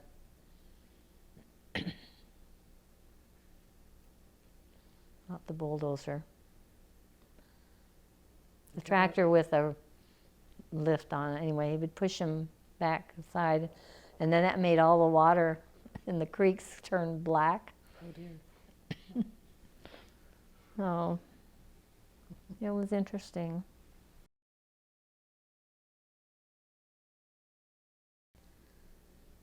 I'm amazed. I'm just amazed at what your dad accomplished. You know, you don't realize it at the time, all the stuff that's going on. Besides traveling all over the state because he's high councilman, you know, just the state was thousands of miles wide. Yeah, you guys didn't retire and just go sit on the porch. You guys stayed busy. Yeah, no sitting on the porch. Not ever. And if I did go out and sit on the porch, I couldn't stay there very long because there's too much to do inside. We always got sewing to do, always got something to do. The Norwegians were banging on your conscience. Well, they weren't, it wasn't, no, Norwegians weren't doing that yet. Not yet. No, not yet.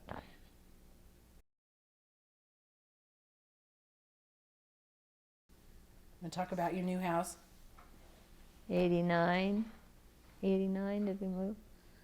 89 moved into that new house.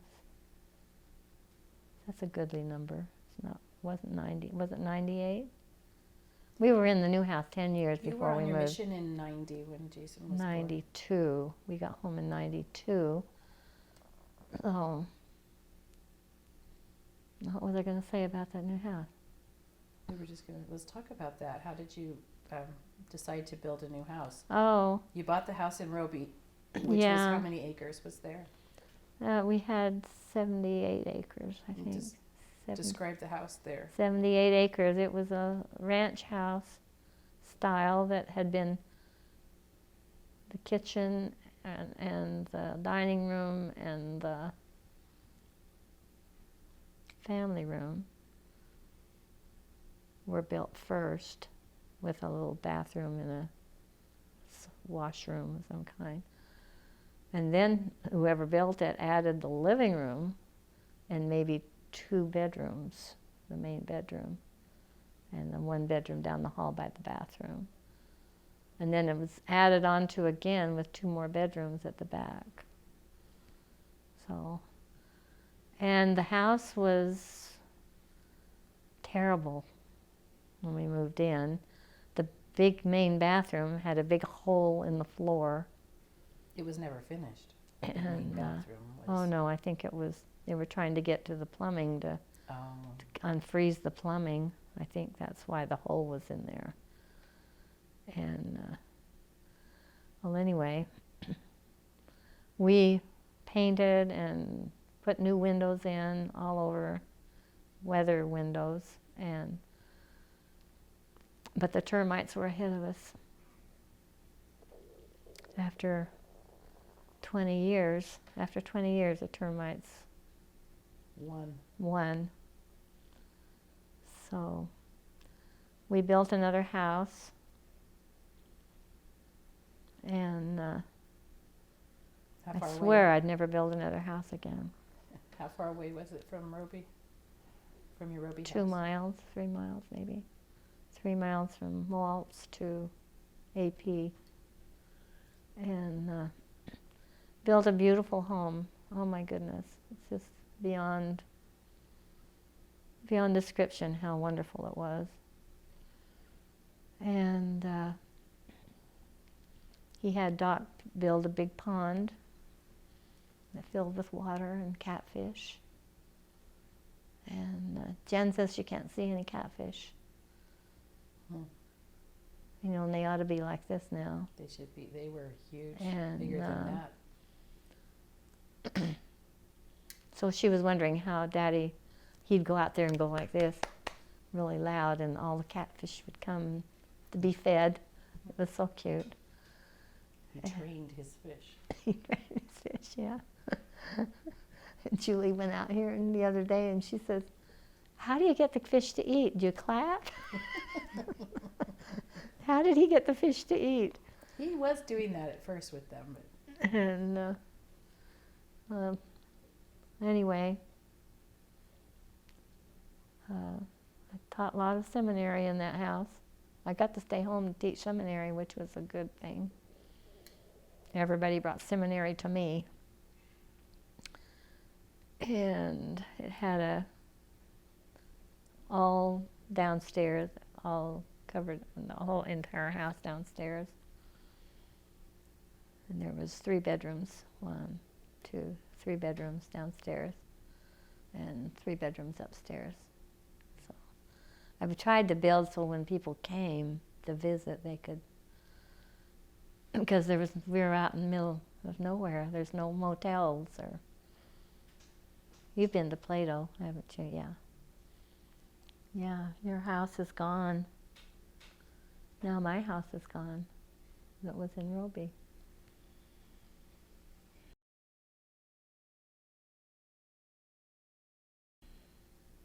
But the exciting thing about your house was it was haunted. Was it? Mm-hmm. I had never heard about it. I got to see it a few years before it got burnt down. Yeah, what kind of haunting was it? I don't know, but the haunting was upstairs in the girls' bedroom. Yeah. Gina can tell you about that. Gina and Jubilee, I think. Was it a good haunting? It's or a bad scary, haunting? a scary pulling haunting. Oh. You know, like you're being pulled out of bed. I tried to get one of them to write the story, and I did, but I don't know what I did with the story. Somewhere. Who owned that house? In Plato? Mama did. Mama bought it from real estate when Scott and Sylvia moved into it. Oh. And well, Scott was still in the Army, I think. He was, well, maybe he was out of the Army, and he was taking x-rays on the fort or outside the fort somewhere for some company.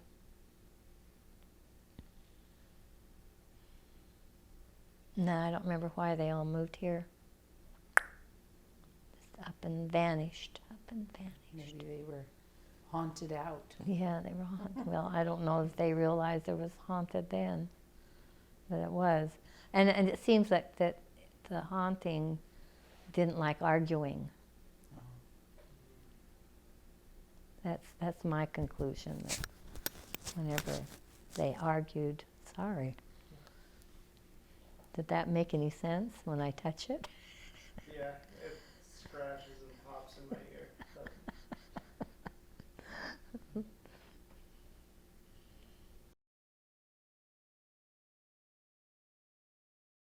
The new house turned out wonderful, and we landscaped it, and even put a roof on the old red barn. Built another big barn. But we never had any animals. But everybody wanted to come back there and hunt for deer. We had a good deer spot. But Daddy, Jay, never went hunting. He loved to see the deer on the property. He loved to see it. He was always so delighted when he saw animals on the property. And it was fun.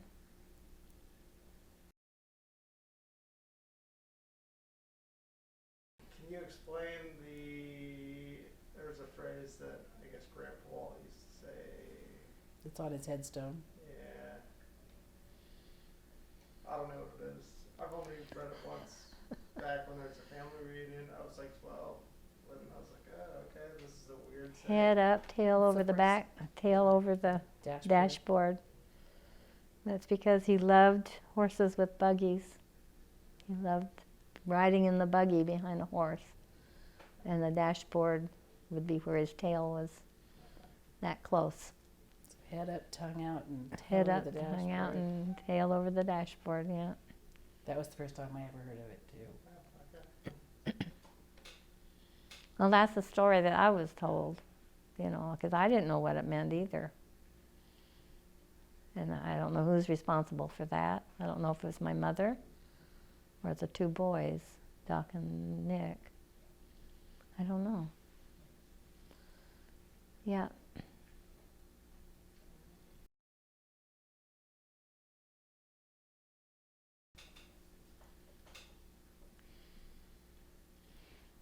Do you want to prompt me?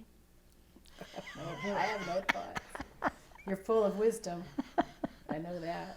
Oh, I am full of wisdom, but I do not know how to push it out of my mouth.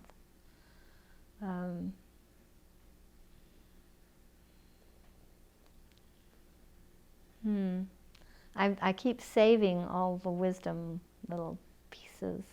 I've got them all through my books. Little tidbits of wiseness. Very wise. But I never thought of them. Did you know how do I ask the question? Did you know the difference between wisdom and knowledge? Isn't it just experience? Anybody know? Do you? Well, the difference between wisdom and knowledge is that knowing that tomato is a fruit, and the knowledge is knowing not to put it in a salad. Not to put it in a fruit salad. You don't put it in a fruit salad. I just saw that somewhere. And I loved it. I thought, oh, that's wisdom beyond. Insight. And I never would have thought of, I don't think of tomato as a fruit. That's because it's not good in a fruit I think salad. it's a vegetable. But this says that it's a fruit. I thought it goes in both categories. You don't put it in a fruit salad.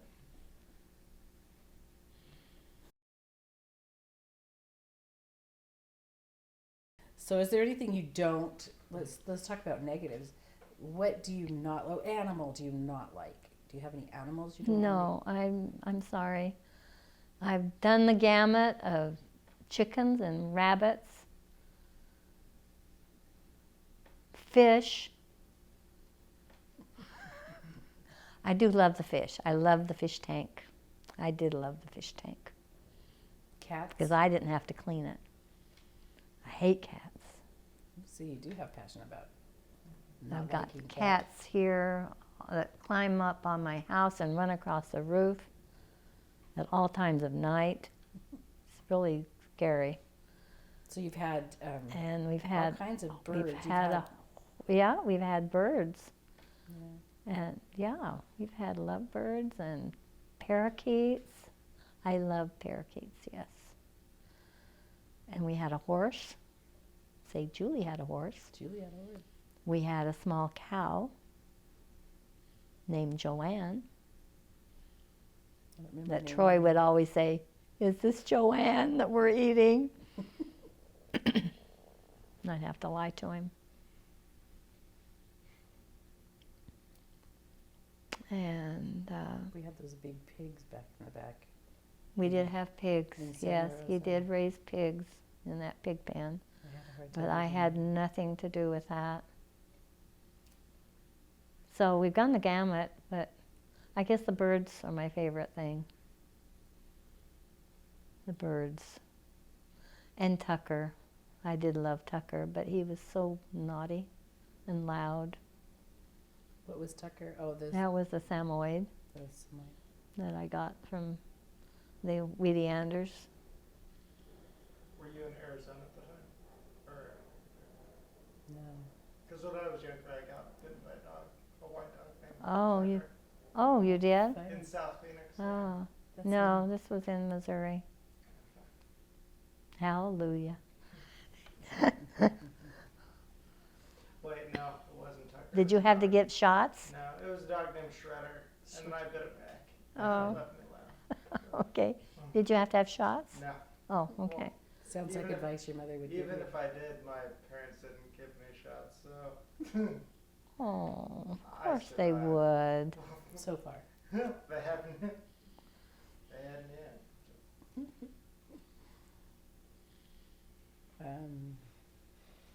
Okay. But I hated the chickens. Oh my gosh. I love little baby chickens. I love baby things. But chickens. We had such stupid chickens, they peck each other. Did we talk about it? We haven't talked about chickens. And Jay went and bought little eyeglasses and put eyeglasses on them. Would you believe that? All these little chickens running around with eyeglasses. How'd they stay on? It was They don't have hilarious. It ears- was they just don't have hilarious. ears to put eyeglasses But they in. stopped picking each other because they'd bring blood, and then the chicken was in trouble. You know, they all went to pick on him. And he bought these little eyeglasses. I wish we'd had pictures of that. I don't know why you wouldn't. Unless your camera must have been broken back then. Well, I don't remember that we ever owned a camera. Well, he did. He had his very expensive Mission camera. But, oh well. And the dumb rabbits, they'd fur up the area where they're supposed to have their little babies, and she'd have them out on the wire, and there they'd be freezing to death and dying. So I'd run them into the house and put them in the oven to warm them, and of course it was a gas oven. Right at it. So you couldn't win for losing, I tell you. But somebody came and bought all the cages and the rabbits, and yay, we're gone.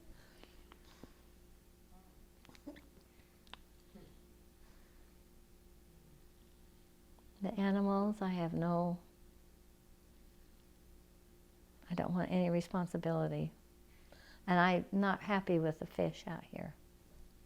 They're lonely. I think they're swimming in their poop, and I don't like that. Well, But everybody assures me that they're happy and they're well taken care of. They are. Scott takes really good care of them. and when he takes care of them, it cycles out all of that. No, it doesn't. It does. You'd have to suck it all out. All of it at the filters. same time. There's filters taking it out. Thanks. You're welcome. Not helping.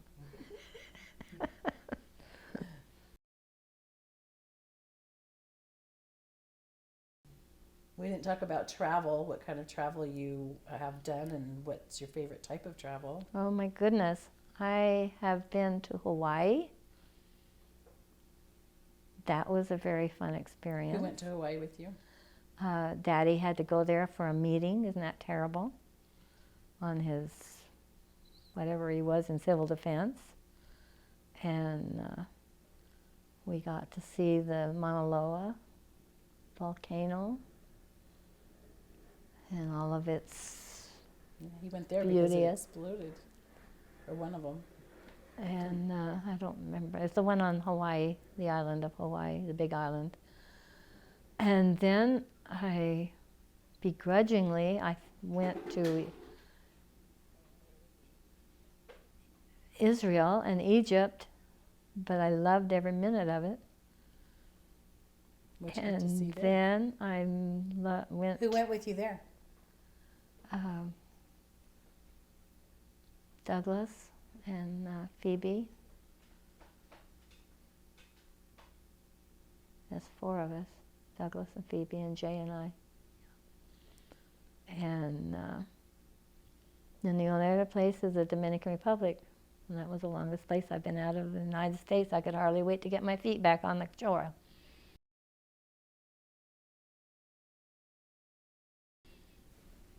And then I felt like we were leaving a sinking ship. But how many years have passed now? 20? And now they're all up and running just like a regular church.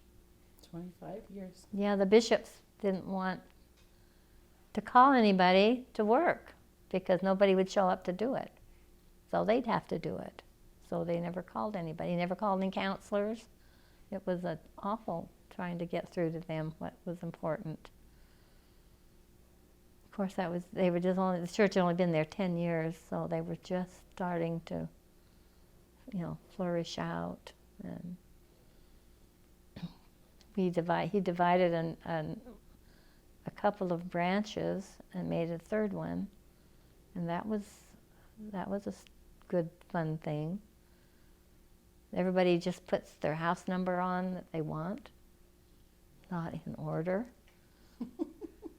They like the 27, or they like the 84, whatever.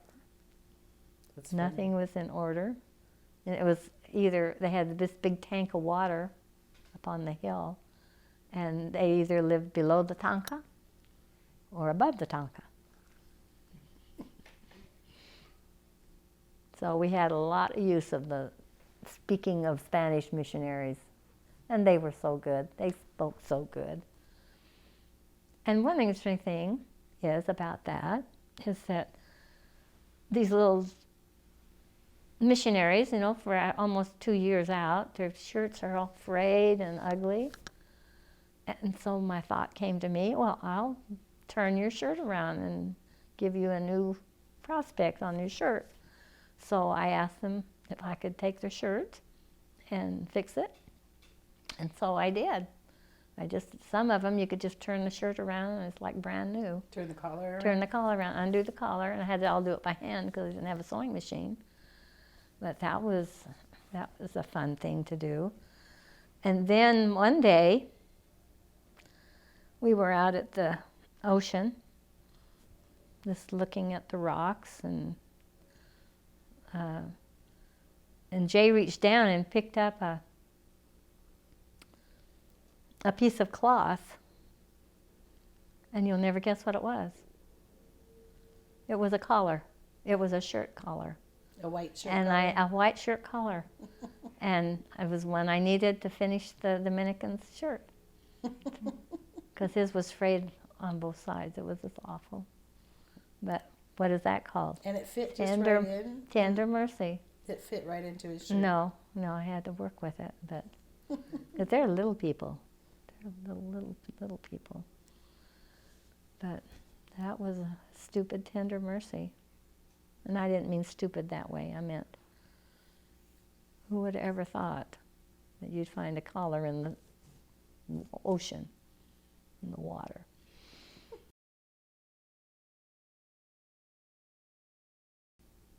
And I guess I could tell you about the time that Mammy died, my grandmother, my paternal grandmother. And Douglas was just a little baby, and the other two boys were little, and Daddy couldn't go. And so he allowed me to take his new Volkswagen, and I took off across the desert. There was no freeways then. It was just little bridges over the gullies. And I was crossing somewhere between Sacramento and Parker. I don't know how far it was, but I was just zipping right along. And something said, pull over and stop. And it took a few seconds for it to register, and I just was still going full blast. Pull over and stop. And so I pulled over and stopped as I was coming around the bend. Stopped just before another bridge. And on the bridge were two 18-wheelers side by side. And it was a 2-lane highway. So that was an eye-opener. And I don't know who said pull over and stop, but I was glad I was obedient.